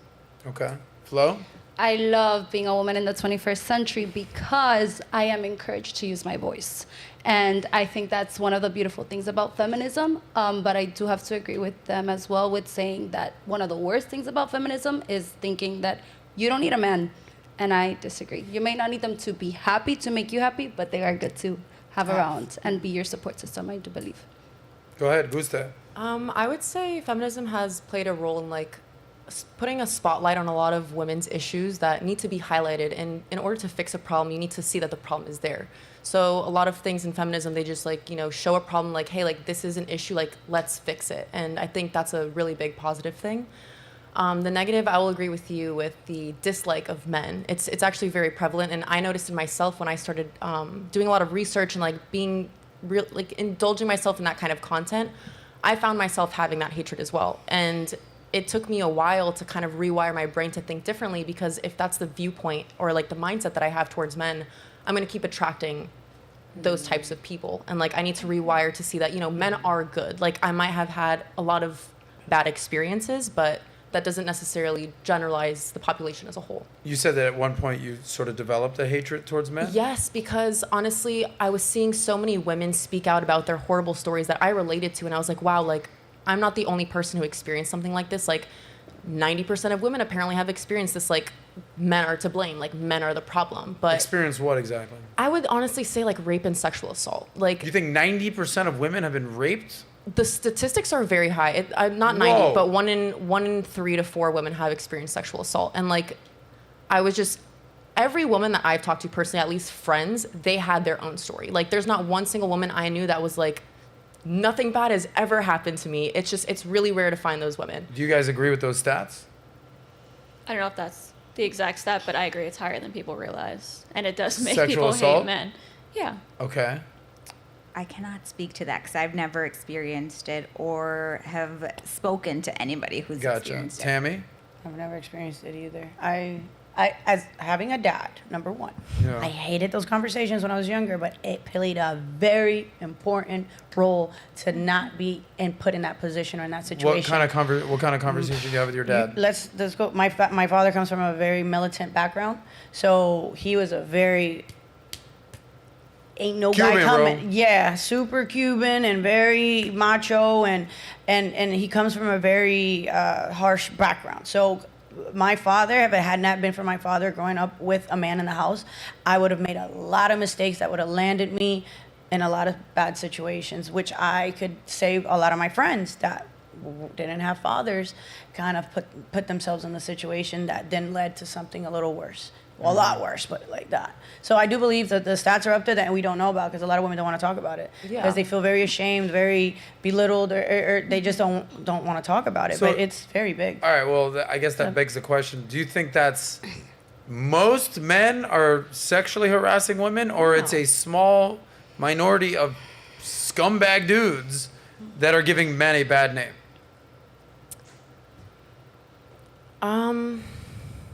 I don't think most men are out here like assaulting women. I think it's a few men that probably assault many women. They're just like that's their thing. Like they get away with it, so they do it over and over again. But So where do you think those few men should belong? In prison. Yeah, exactly. Yeah. Okay, so I mean, I'm just speaking candidly for a second. Like, I'm a dude. I'm friends. I played football, basketball. I'm like a guy's guy, dude. No guys operate like this. And if I had any friends that were sexually harassing, God forbid, raping women, disrespecting women, I'm like, bro, you're a fucking piece of shit. What are you doing? Like, it's on men to call out other men. Yeah. And I think, I think you were just kind of being like a little ostentatious with the stats. I don't even think it's 1% of men that are doing these types of things. I think there are bad apples out there. That's like, even whether it's any profession, there's always going to be some bad apples, and I think it's incumbent on men to call out other men. But I think that's part of what feminism has taught, is that all men or most men are doing this, where the reality is, I think you have 2 sons. How many of you guys have brothers? You have a brother. You have a brother. I have 2, yeah. You have 2 brothers. Are they out there running around raping women? I mean, no, I wouldn't think so. But so, like, if you have brothers, how do you sort of like the cognitive dissonance of having brothers, who I assume are good people, to then hating men? How does that work? Well, it's not like hating all men, but it's just like when a person goes over an experience over and over, it's like PTSD essentially. Like if you get into a car accident, like you're going to be scared to drive because of these instances that happened throughout my life. Like I developed like a fear of men. It was just like a scary, like that's just how it works in the brain, at least. Gotcha. What were you gonna say? You said if you have like fathers, brothers, like Yeah. how does that result in that thinking? That's actually exactly how I thought. So if you ask anyone until I was 21 when I met my husband, my entire life I said I'm never getting married, I'm never having kids, because no man will ever compare to my brother or my dad, because I had met so many horrible people. So I think it's because they are actually so good that I figured I would never be treated the way that my dad treats my mom, or I know my brother will treat someone. So I thought I would end up alone because of that. All right. Well, speaking of men, we're on this game that we just kind of got a little sidetracked for a second. We just talked about some of the best and the pros and the cons of feminism. Let's talk about the best and the worst of being a man and being masculine, right? Or as a lot of people say, toxic masculinity. What are some of the best things that you can attribute to men, and what do you think are some of the worst? Go ahead. The best, I guess, would be how comforting they can be in like the most masculine, manly way. Like truly when you need, to cry in someone's arms, like you want, at least I want to go to a man. I walk around the office at Valuetainment. Everyone just cries. Kelly, whether it's Kelly, Natalia, and I see that, I'm like, do you need a hug? They're like, I really do. Women need a hug sometimes, straight up. Guys, word to the wise out there. Whether it's your girl, whether it's your mom, whether it's a sister, whether it's a friend, whether it's a coworker, do not try to talk to these beautiful emotional creatures and talk them off the ledge. Nothing you're going to say is going to help them. Just say, do you need a hug? And they're going to be like, I really do need a hug. Look at all the girls just like nodding. Go give your girl a hug. There you go. All right. The worst? Yeah. I don't even know. I think just like the men that take it too far and become like cocky, obnoxious, horrible people. Okay. Well, there's a difference between cocky, confident, obnoxious, and horrible. So, like, it's sort of linear. How would you... I mean, any What's of the those difference? things. The frat boys. Just The leave frat it there. boys? Yeah. What's wrong with frat boys? A lot of things. What's wrong? So many They used to drink Bud Light, not anymore. Not anymore, no. I don't know. I didn't date that many of them, but Yeah. the ones I knew were pretty shitty. But I feel like most chicks kind of like frat guys. And then no? they look back and they go, I made a really big mistake. But they usually will keep returning back to that same mistake. And then they end up like Chelsea Handler. Ooh. Yeah. Sorry, Chelsea. It's not just me digging you today. The lovely Elizabeth is. So your biggest mistake is fratty boys. Yes. But can't you just say that's like kind of like boys being boys? Maybe, but again, like my brother was never That's like that me way. saying I hate sorority girls. What do you hate about sorority girls? Everything. They're just like pretty and cliquey and very feminine and girly. It's like, yeah, kind of like sorority girls. I don't know. Yeah, and I no. keep returning back to them for some reason. Yeah, and that's why you're single, because Yeah. you returned to sorority girls. Man, well, I'm going to keep running through these sorority girls, I'll tell you that much. Clarissa, what is the best part of men, and what is, as a married woman, not to put Leo's business out there. Limited experience. Like I've got one. I don't mean like dating men, because I think Leo you're is married, amazing. but men in general. You've Like- been around men before. Yes. Yes. What do you appreciate the most about men, your husband, and what do you think is wrong with men in general? Clearly not other men, Leo, if you know what I'm talking about. Wink, wink. Men who have values that are strong and they speak to them. So they speak to them to my boys. So my boys are around you. My boys are around Patrick. My boys are around Leo. So men with strong family values who are taught to respect women and speaking to that, speaking to truth, speaking to having a strong work ethic, speaking to having a drive, and kind of instilling those values in my boys and kind of demonstrating firsthand what it means to be a man, to provide, to protect, to respect. All of those things are invaluable. Like I can't show my boys that. So somebody needs to be the example. And so in having children and having boys that are becoming men, having good role models is essential to the survival of the species. Yeah, there's a stat out there. Actually, Pat was the one that pointed this out. They said, ideal situation is the traditional nuclear family of mother, father, children, boom. And then they said, so that's the ideal situation for your kids to turn out a well-functioning member of society. And then what was interesting is when raised by a single mother, there was a drastic fall off in the children, in their behavior, in their grades, in their friends, and it just, kind of like your biggest fear. And then they showed a stat of single fathers, and it was the exact same outcome of a two-parent household. So that just speaks to the need for a man to be in the household, the leadership right there. Whereas two-parent household are ideal. Worst situation for a kid is a single mother, but just being raised by a single father, almost equal amount of a two-parent household. So not to get all socioeconomic right now, a lot of people say sort of the demise of the black African-American family unit is being raised by single mothers. And that's sort of a stat that gets thrown out there, and it's like, maybe there's a point right there. And don't get mad at me because a black woman, Candace Owens, pointed that out. Anyway, So that was worst situation, that worst thing you see from men. I love it. You can't name one. Amazing. Shout out to the men out there. Zero issues. I don't have a bad thing to say because any issues that have arisen have been discussed and kind of processed. So, Okay. I mean, is Leo perfect? Absolutely not. But I think with enough understanding and enough communication going back and forth, I don't have an issue. I'm like, this thing about men is something that I just cannot Awesome. understand. Good to know that the biggest flaw that men have is that we're not perfect. It's awesome, but you know, we're held to a high standard. Best thing about men and the worst thing about men. I believe Tammy Torres. at will. I think the security, a man having a man around is very important because I mean I know this firsthand because of my family and the values, and I'm not gonna say I'm perfect, but I came out pretty well rounded compared to a lot of my other friends, and we don't see eye to eye on certain things because it's like their perspectives on households and how they were brought up were different from mine. But I think it's very important because a man does bring that security that makes you feel like that protection. And I see that because my mom. I see how my mom feels about my dad and how she wants him around. And I value that. I see that and I think it's beautiful. And I hope to have that one day. The downside is you are children at the end of the day deep down. It's kind of like you got to train a dog a certain way. And it's like, listen, no, don't do that or this or that. But it's like, I feel like you always want to get your way on things. And I have this battle with my dad. Because it's like, okay, I couldn't deal with a man like that because he's very, this is the way and this is it. But I'm like, dude, you can't even tell me why you can't, you know? So I think it's very important to have that connection and that understanding with both. So, but I like.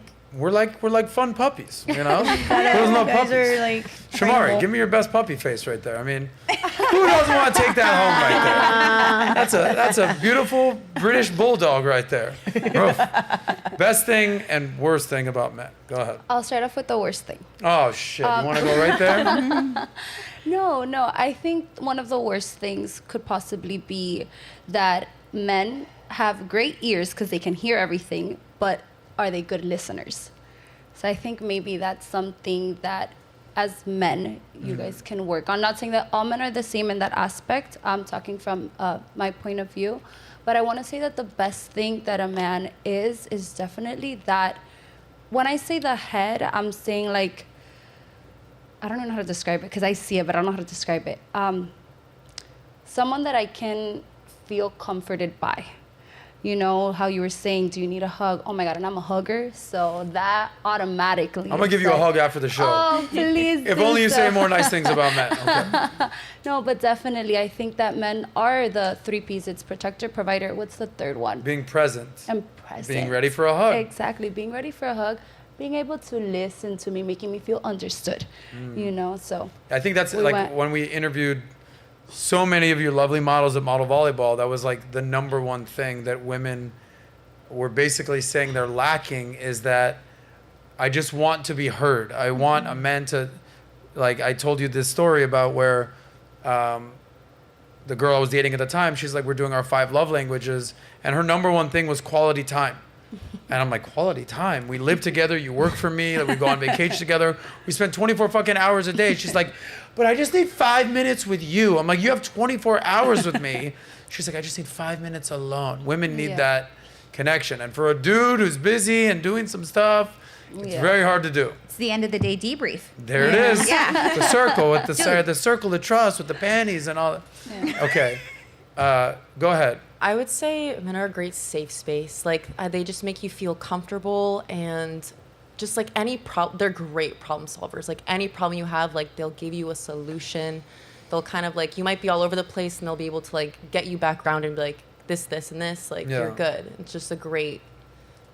But do you want men to actually solve your problems, or you just want them to That's the thing. hear your problems? I would say it's like 50. Sometimes I just want to like just hear me out and just be like, yeah, you know what, you had a shitty day, but don't tell me how to solve the shitty day. Just like, yeah, you know, you had a rough day. Like, So the best thing about them, you don't want them to do. Yeah, give me a hug. Bring it in. So they're great problem solvers, but don't solve my problems.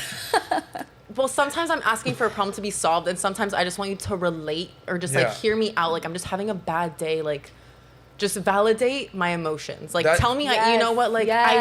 And there it you. is. That's the difference between men and women. This is men are from Mars, women are from Venus. Yeah. Like class 101 is in session. Yep. Whereas if Shamari goes, hey man, I'm having this problem with my girl. Here's the situation. I'm having this problem at work. You know, what should I do? I'd be like, well, you got to tell her this. You got to go buy her some flowers. You got to go tell your boss this. He's like, thanks, man. Appreciate the advice. After I give him the advice, he's like, whoa, what's all that advice stuff? I just wanted you to hear me out and give me a hug, buddy. I'm like, you're adorable, guy. But that's not what I'm built for. But that's kind of what you're saying women want is, hey, I'm having this problem. Here's what I'm dealing with. Don't offer any solutions. Just give me a hug. Yeah, Gentlemen, this is game 101 for your lady. It really is. Like, don't cry, but it's like, I'm already crying. Like, just tell me that, like, it's okay to feel sad. Like, pat me in the don't back. cry, don't cry, don't like, cry. I'm everything's already fine. crying. Like, don't worry. Right. Like, it's just like, I'm already crying. I'm already in a bad mood. Like, it just validate that, like, it's okay for me to feel how I feel and just comfort me in this. Worst part of space. men, as a former male hater who's changed her life Former, around. that's the key word. Thank Yes. you. I would say violence and aggression. I feel like a lot of men have trouble expressing their emotions, and like instead of like really sitting with their feelings, like they'll punch a hole in the wall or like they'll beat someone up. Like I think that's a big problem. Yeah, I mean, I kind of hear you on that, but that's dudes being dudes. Yeah, well, Take it outside, gentlemen. Don't Safe do it in the space. house. Safe Debriefing space. time. Debriefing time. All right, we got about 15 minutes left, and I want to kind of rapid fire some stuff here. So if I do happen to cut you off, it's because, you know, we got to pay some bills and cut to a commercial. We were talking about marriage right here. There's an Instagram clip right here. They often say that, you know, women, you know, focus on getting the ring and, you know, the wedding, but not necessarily the marriage. So I want to show you this clip real quick. We'll do a quick reaction. Give us your feedback. We'll check it on the other side. Do you have that Instagram clip? Hit volume. Go for it.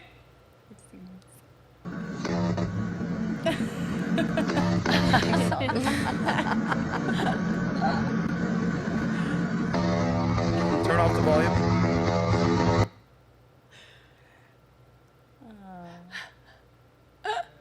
Okay, so there was a woman basically putting the ring on and then realizing, oh shit, this actually comes with responsibilities and things that I have to do. It's not just a ring. Oh, I have to take out the garbage. Oh, I have to, wash the sheets. Oh, I got to deal with the kids. Oh, all right, I'm throwing the ring in the garbage. Wedding is a weekend of fun. Marriage is a lifetime. It's not easy. As you know, you've been married how long? 4 years. 4 years. 20 years. 0. 0. Okay, yeah, we know. What do you think would? I guess what's your biggest fear of getting married, for the ones that are not married, and to the ones that are married, what makes you a great wife? So let's go this way. What makes you a great wife? Jeez. Honestly, I think just that I love him more than anything in the entire world, and I want him to be happy more than I want myself to be happy. That's it. Really? But he also wants you to be. That's why it works. That's how it works. Wow, look Yeah. at that. Selfless. Dun, dun, dun, dun. Clarissa, I mean, we can spend the next 7 hours doing a podcast of what makes you a great wife. But if you can boil it down to, less than 30 seconds, what makes you a great wife? I'm attuned to my husband's needs, and I'm able to react to things when he needs them. So if he's feeling a certain way, I know exactly what to say based on the emotion or the face that's there. I know exactly what to say. I spend I'm literally that person that spends a 24 hours with their husband. So I go to the office with Leo. I spend the day at the office. We have events together. So I am that person. But at the same time, we run kind of like parallel paths. So he kind of stays in his lane and does his thing. I'm very attuned to what he does. I know the ins and outs of the business. I want to be able to support and encourage. But at the same time, I want to know what's going on because it's not only his business, it's my business and it's my livelihood. So what's going on with him, I need to be attuned to. Got it. Okay. What's going to make the lovely Tammy a good wife when she finds a hot 25-year-old guy in the next 6 to 12 months? Not going for the 25-year-olds no more, okay? We're gonna I've been there, done that, all We're right? not doing that. She's reformed. Whew, yeah. So I believe, taking it from people that have been in marriages for a long time, and I agree with everything she's said with as far as being attentive, listening, making that union work with both of our, ideologies and making them work together. I think that is very important. Taking a step back when I know I need to, not trying to be the alpha or over empowering the man sometimes. They tend to want to lead and allowing him to do so. But then when there's, issues, I feel like I want an explanation, and I like the having that compatibility of conversating and coming to an agreement on something, But I think it's having respect, most importantly, very, very, very important. I was just saying I respect your answer, but then that But just no, queued up. but Yeah. but that is another one. Respect. Before anything, I think in any relationships Yes. that I have been in the past, and by the way, I've had very long relationships. When I get in a relationship, I'm in it to win it. That's it. Yeah. And I become very submissive depending on how he earns it. Is very important it can't just be any man. You have to earn that position as well. And I think that I stand by that a lot.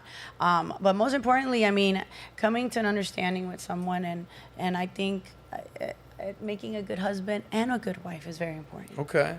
Flo, Truly. soon to be Wifey of the Year candidate. Go ahead. What's going to make you a amazing wife? I believe that us as women, we are incubators, helpers, and cultivators. So knowing that, What was that? you see, every time I speak, you cut me off because he makes facial expressions. We are the incubators.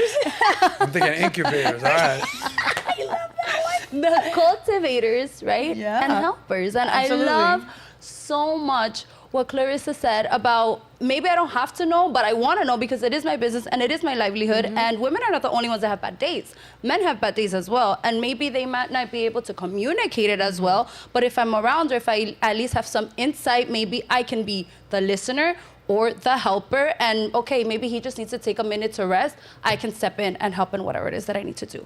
Okay. So I believe that's what makes me a great future wifey. One alpha, dating an even bigger alpha. Tell me how this double alpha situation is going to work out. Why you can be a great wife? I submit to you if, you prove that you're worthy. And so that's great. Anyways, I would say I bring a lot of light to people's days. I'm very supportive of your dreams. Like whatever your dream might be, like I'm there to like push you and, support you to take that path. I think I also add a lot of fun to the relationship in regards to like, I'll plan dates. Like I'll take you on a date. Like I'll tell you like, dinner's on me tonight. Like shit. let's go over here. Let me get freshened up, girl. Let me go do my makeup right And quick. just like the little things, like surprises with like, little gifts here and there, just, things to excite and like keep that spark going in the relationship. Okay, how about this? I love that. Because sometimes I think of things on the top of my head. I'm just going straight off the dome right now. What do you think is, if there's a quality, we're running out of time here, what quality should men avoid? I'm talking red flags, like do not marry that woman, bro. What's the type of quality that a man should avoid? Women, these conversations. What type of woman or what type of quality within a woman would make a horrible wife? Let's start with the women who are married. Clarissa, what are the type of men to avoid? The type of women to avoid? Or men, if you're that kind of thing. Yes, girls? Yes, girls. Yeah, people that are just always saying yes to everything. So one of the things that Leo says he loved about me was the fact that I was not a yes girl. So like somebody that will take your opposition and kind of challenge you in a way. Challenge you, but in a nice feminine way, and say, hey, have you considered this? Yeah. Rather than like... there's certain Okay, ways of I can getting what you appreciate want. But yes, a yes girl is definitely someone you want to avoid. Elizabeth. I was going to say something similar, but I'll say a woman who wants to change you. Like, in general, I know a lot of girls who come to me saying they met the love of their life. He's not what they want just yet, but they're going to rebrand him into whatever it is that they're going to marry one day. And I think that's You a think really there's bad something wrong sign. with that? If you want to make them better, like a better version of themselves, Yeah. that's great. If you want to make them what you wish they were because you don't have the time or the energy to find someone else who's that's not a What's great the famous sign. quote? I'll probably butcher it, but like, women marry a man expecting that he'll change, but he never Exactly. does. Men want a woman hope not she to change, And she does. and she does. Yeah. Right. It's rough out there, y'all. It's fucking rough out there in these streets. Okay, go ahead. Type of woman to avoid. I mean, you're in LA. I can drive down the street and say, avoid that, avoid that, avoid that, avoid that. That one right there. All right. Who should a man avoid? Overall, and this goes for men and women. What's that? This would go for men and Okay. women because I think it's a very general way of seeing it. A person with no purpose, a person with no ambition, that has nothing going for themselves because it's going to pull you back along the way as well. A person that just is draining, because that's like energy. I feel like you're supposed to uplift people, and sometimes when you find whether it's a female or male, you want to be with a person that's uplifting and motivates you and wants to keep pushing and makes you a better person, and vice versa. Okay. I guess I have this insight because of our line of work. We're professional models, and I think I would tell a guy to avoid someone who's jealous.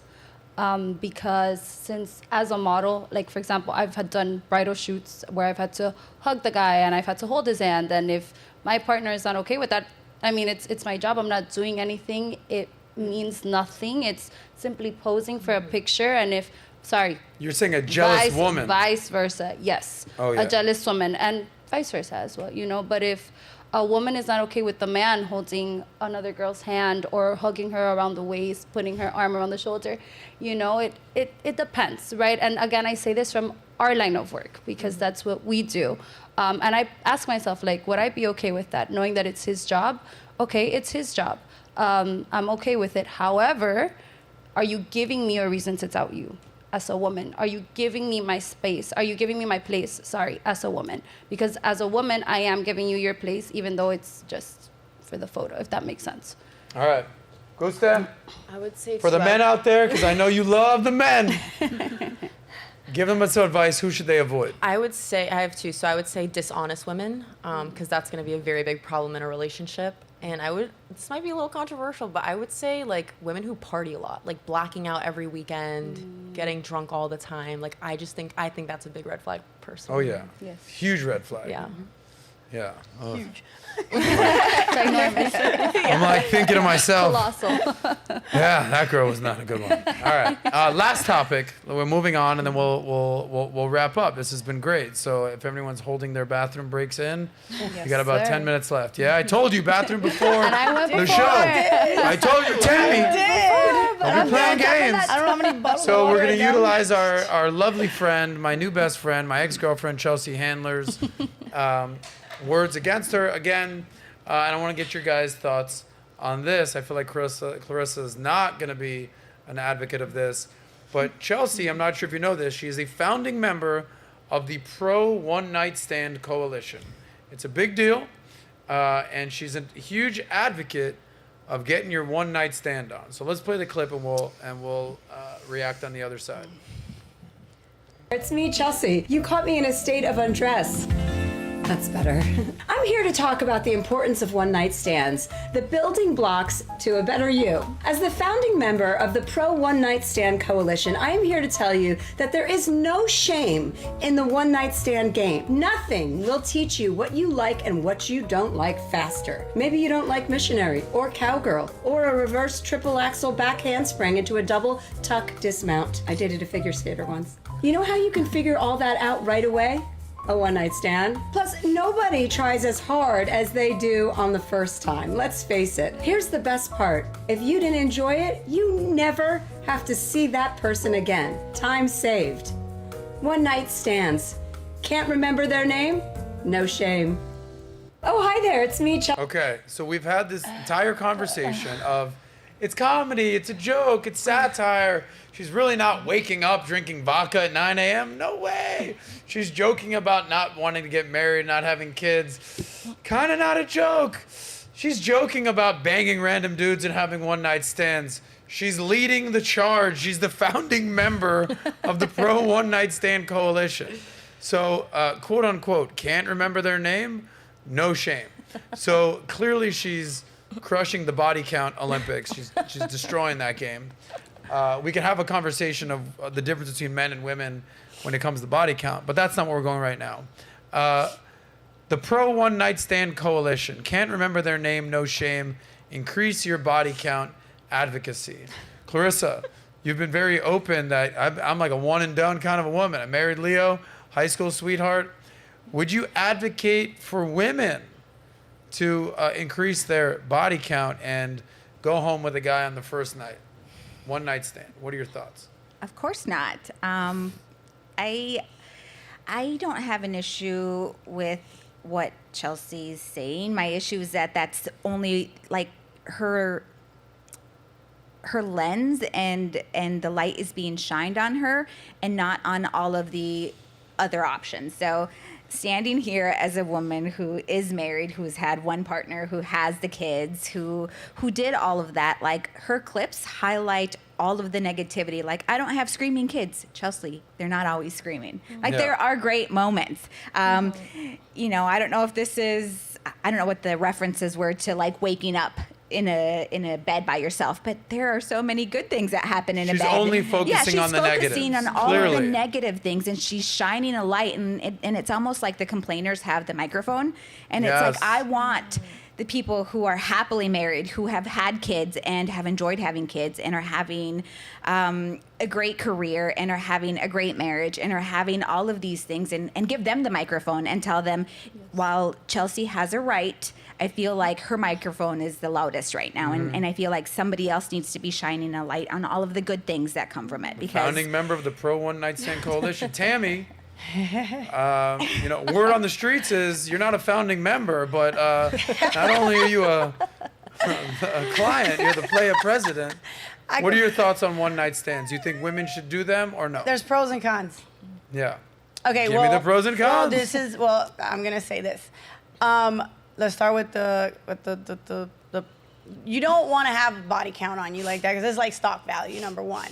And people talk. As soon as people say, oh yeah, I hit so-and-so, oh, I hit so-and-so, you go in a room and guys that's the first thing they say, oh, that's so-and-so, yeah, I hit that.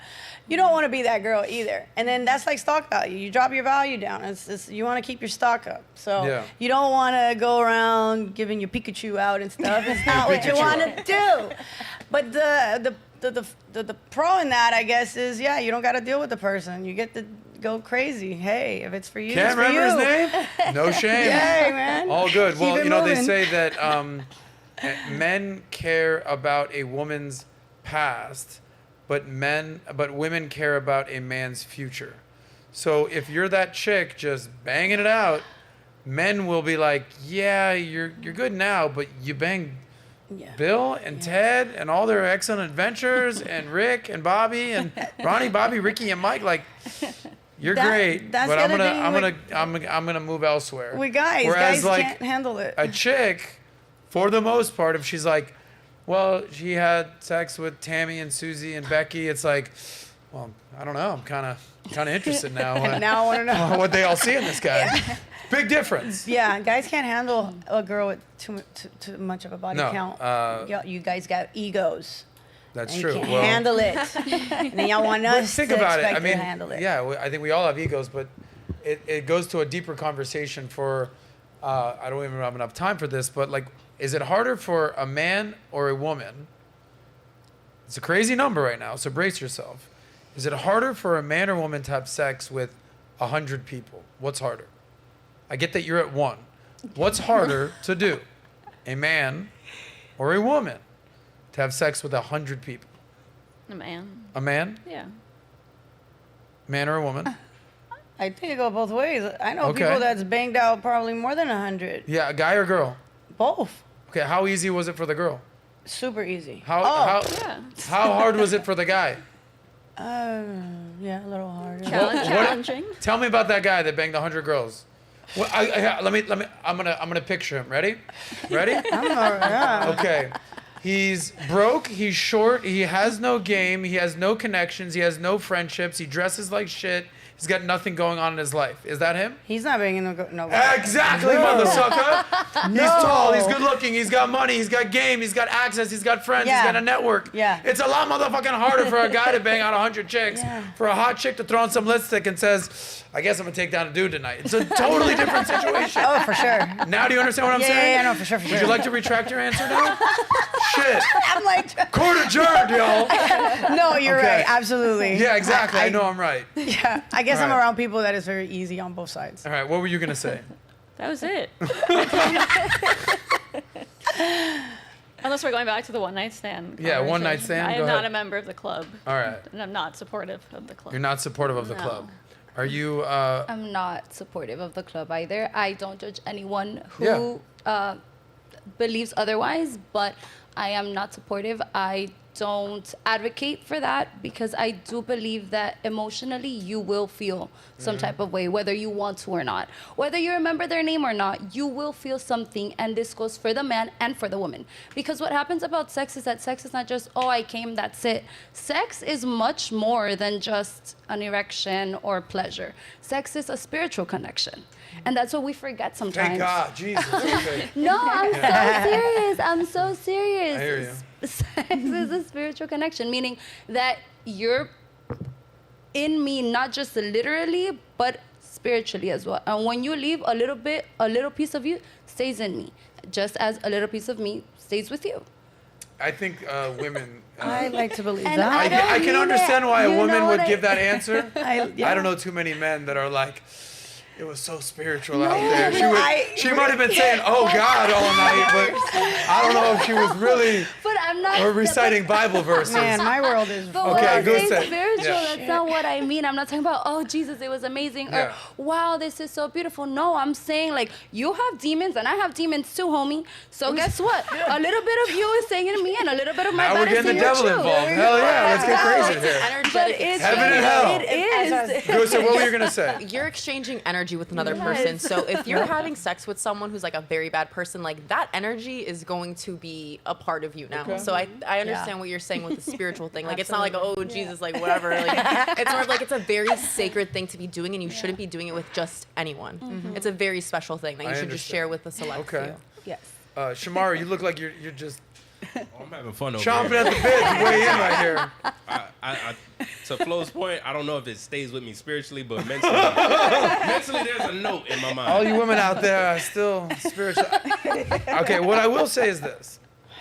As a We doing super chats anymore? no, yeah, we'll do super chats in a second, then we'll do the happy ending. I will say, earmuffs you because you're as someone who's been, let's just say, Around. partying, been around the block in Miami South Beach for 20 years and counting now.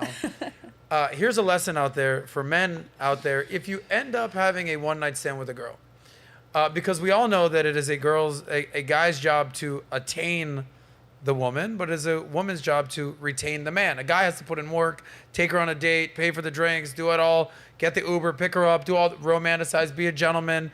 And if there's a connection and they do have sex and there is that situation, it is now on the woman to kind of prove that she's worthy of a follow-up call, right? Is she just a slutty girl, or what just happened? So a guy has to put in a lot of work. So here's my message to the men out there. If you do become one of these one-night stand situations, not saying I've done it, but from what I hear, this is what you should do. Never text her again. Hold on. If she does not text you back after she slept with you on the first night, dude, that is not a girl you would ever want to date, because that is casual one-night fling sex. That means she does it quite often. Red flag. However, she leaves your place the next day, the next morning, and she texts you back the next day, a couple days later, whatever it is, and says, hey, had a great time, good night. I never do that, whatever that whole excuse is. At least she's the one texting you and you're not kind of chasing her. There's a big difference. Like if a girl has sex with you and she is just casual about it, and it's no big deal, and that's a red flag situation for me. All right? No? Tammy, you look like you want to weigh in on this one. I mean, I agree. I do believe that a lot of people take sex as a sport nowadays. It's like a sport. And I'm around these worlds. I'm not saying I agree with it, and that's what I do, but I see it around me all the time, and I got to kind of like, hey, do you? That's what they do. But yeah, a lot of people do that a lot. Sex is a sport. Yeah, it's very interesting. There's a scoreboard. There's a body count. Dude, I'm winning. I'm losing. Like, that one, really? It went down. It goes down. And it's just like, I'm in these worlds where it's just like not like middle class America, but we're in a very fast paced moving world where I feel like what is I'm this coming world from. that you're living in over here? Dude, I'm in LA, Hollywood there. You talking about? Hey, it's like it's not called show friends, baby. It's a show everybody's- business. No, we out it's here. screwing everybody, and I'm just like, wow, like, hey. Okay. Very interesting. We're sports sexing over here. Anyway, we have now come to the end of the show. Give yourselves a beautiful round of applause for all your beautiful answers out there. Let's get to the super chats, and then we'll do what is known as the happy ending. All right. So we got Not that, Tammy. we got a few super chats. Some of these super chats, you got to come a little better. But shout out to Randy for dropping 5 in the bucket. Heard a guy died with 99 cats in his apartment. That's a sad shame. Greetings, Adam. Ask the ladies how they feel about David's bridal shop closing. I don't know if they care about a bridal shop closing. Does that Like upset going out anybody of here? business or just a particular store? 'Cause if Going it's out of going out of business. business. Oh. Because if it was just one store, Yeah, 'cause Flo's it's not like- going to get upset. no. If they're all going out of business, Yeah, because why is it going out of business? I mean, there's because a lot of women aren't getting married, David's bridal shower can't afford the fucking rent. Nobody's buying dresses. They're renting the runway. Why would I buy the cow if I get the milk for free, Flo? Exactly. That is a great question. It's very spiritual. All right, next one. Tony, shout out to you for dropping 20 in the bucket. I prefer insights over insults. So with that being said, masculine-fueled women should research the failures of being a man first. Like losing 50% of your alimony, being under 6 feet and not ripped, and only making $60K a year maximum equals depression. I'm sorry you're going through that, bro. And Elizabeth, question for you. If you are happily married, then why is your Instagram not reflecting that? Pictures of go. food and high-scale restaurants, but not even one picture of you guys happily married? Extensively portraying yourself as single. Okay. Hold on. Thank you. Feel free to light this guy up. I'm not gonna do that because you're probably under 6 feet. But Ooh. let's just say that's between me and my husband, number one. Number two, the reason he's not on there has nothing to do with our relationship and has a lot more to do with work, which I will not bring on here because you don't want to talk politics on here. But at every single one of those restaurants, he's the one that took the photo. Every single night that I'm not at a restaurant, I am cooking for him. Anytime I leave my house, I'm with him. So though I appreciate how worried you are about our relationship, I think we're doing a lot better than you. So thank you. Very diplomatic And response. Yeah, just leave it there. He's stalking your Instagram. I He know. wants to He's know. not the only one. I know. By the way, shout out to your husband being your Instagram photographer. Thank you. It's a difficult job. Yeah, it's a hard job out there. Never again, bro. all right, doing that last job one again. comes from the homie Beaten Cheeks. My guy. White shirt. I think he means you on the Goose end Day. here. Goose Day. White shirt. White shirt needs to suffer the consequences of falsely accusing men of grape culture and thinking the majority of men are out here doing horrible crimes. Stop the cap. Wait, what? And that's our last one. Didn't say that, but okay.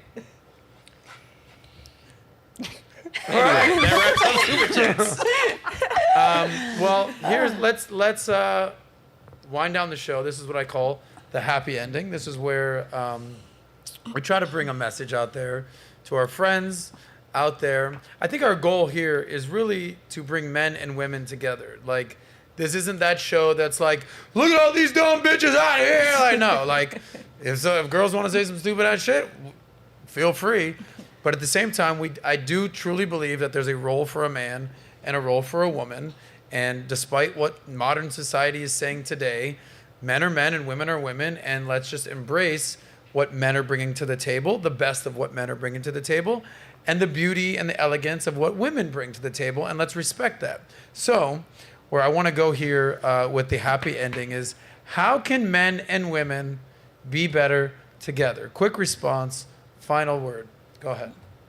I don't know how to answer a difficult question that fast. You got this. I would just say being honest always, because usually things come out much too late, and when they come out in the moment, they usually mean a lot more, and you can fix the problem a lot quicker and support the best version of the person that you're with. Okay.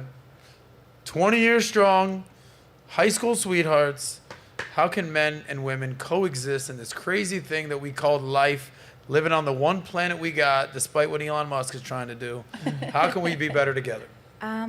Never assume, always verify, and we avoided a lot of arguments by making sure that he knew exactly why I was upset versus assuming you should know why I'm mad in our discussions. So always being transparent in your conversations and never assuming somebody should know or you should know why I'm upset.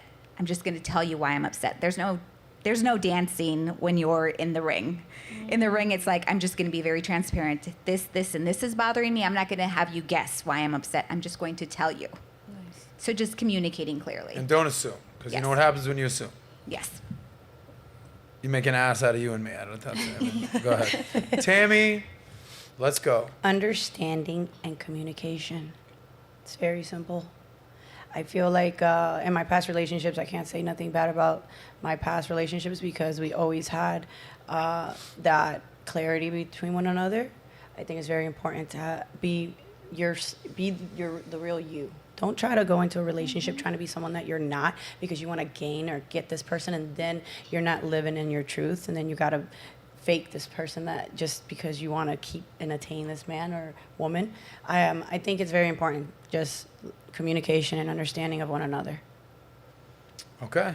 Beautiful. I want to say, because I thought I understood the question, but I don't know if it's because I misunderstood the question. You were saying, how can we coexist? How can we get, like, there's so much in society today. It's men versus women. It's black versus white, Republican versus Democrat. Right. Everyone wants to provide, their 2 cents, but we're trying to provide solutions here. That's why we have beautiful, smart women like you. How can men be better? How can women be better? How can they coexist together? Being respectful and courteous of each other's differences, agreeing to disagree. Okay, that's very spiritual of you. But you see, because they were talking about relationships, so that's not what I had heard. So I was like, should I talk about relationship point of view or in a general point of view? Thank you. Gusta, bring us I would home. say listen to each other, but listen to understand, not to respond. Beautiful. Listen to understand, not to respond. Yeah. Okay. So you said Honesty. Honesty. You said communication, don't assume. You said understanding. Understanding. You said Agreeing to disagree. agreeing to disagree. And you said listen To understand, to understand. not to Okay. respond. Well, here, let me look in the camera. I'll give you my hand. Chelsea, I know we're going through some stuff right now. Chelsea Handler. I know that we're not seeing eye to eye, but I want to let you know that you said, What? what did you say again? The honesty? I want to be Yes. honest with you, Chelsea. I want to be goddamn honest with you. What happened with us, I think, was just a bump in the road. I think we need to stop assuming that we need to start communicating a little bit more and respect each other a little bit more. We both have a voice in this thing, Chelsea Handler. And I'm not just talking while you're listening. I'm listening while you're talking. I'm doing all the above. I got 2 ears and 1 mouth for a reason here, Chelsea Handler. I respect you. I want to be honest with you. I don't want to assume with you. I want to communicate, and I want to listen when you're talking, Chelsea Handler. So I promise I'll respond to your DMs. I promise I will. And we'll see if Chelsea Handler maybe wants to come on the show, and we can duke this out and hug it out at the end of the show together. Would you guys like to see that? Chelsea on the show? 1000%. We're in touch with her camp right now, and we'll see what happens. Would any of you guys like to be on the show with Chelsea if she's here? Yes. When I get Okay. back to Hollywood, I'll send a note. That's right. All right, thank you guys for being with us today. If you see this, tag Chelsea and let her know we're talking about her and we're thinking about her because we invited her on the show. We're in touch with her camp. give us a tag. Shamari, thank you for all that you do. Thank you guys for being with us. Subscribe to the show. We'll see you guys tomorrow where we react to stuff that's going on in the world today. Save that money. We out.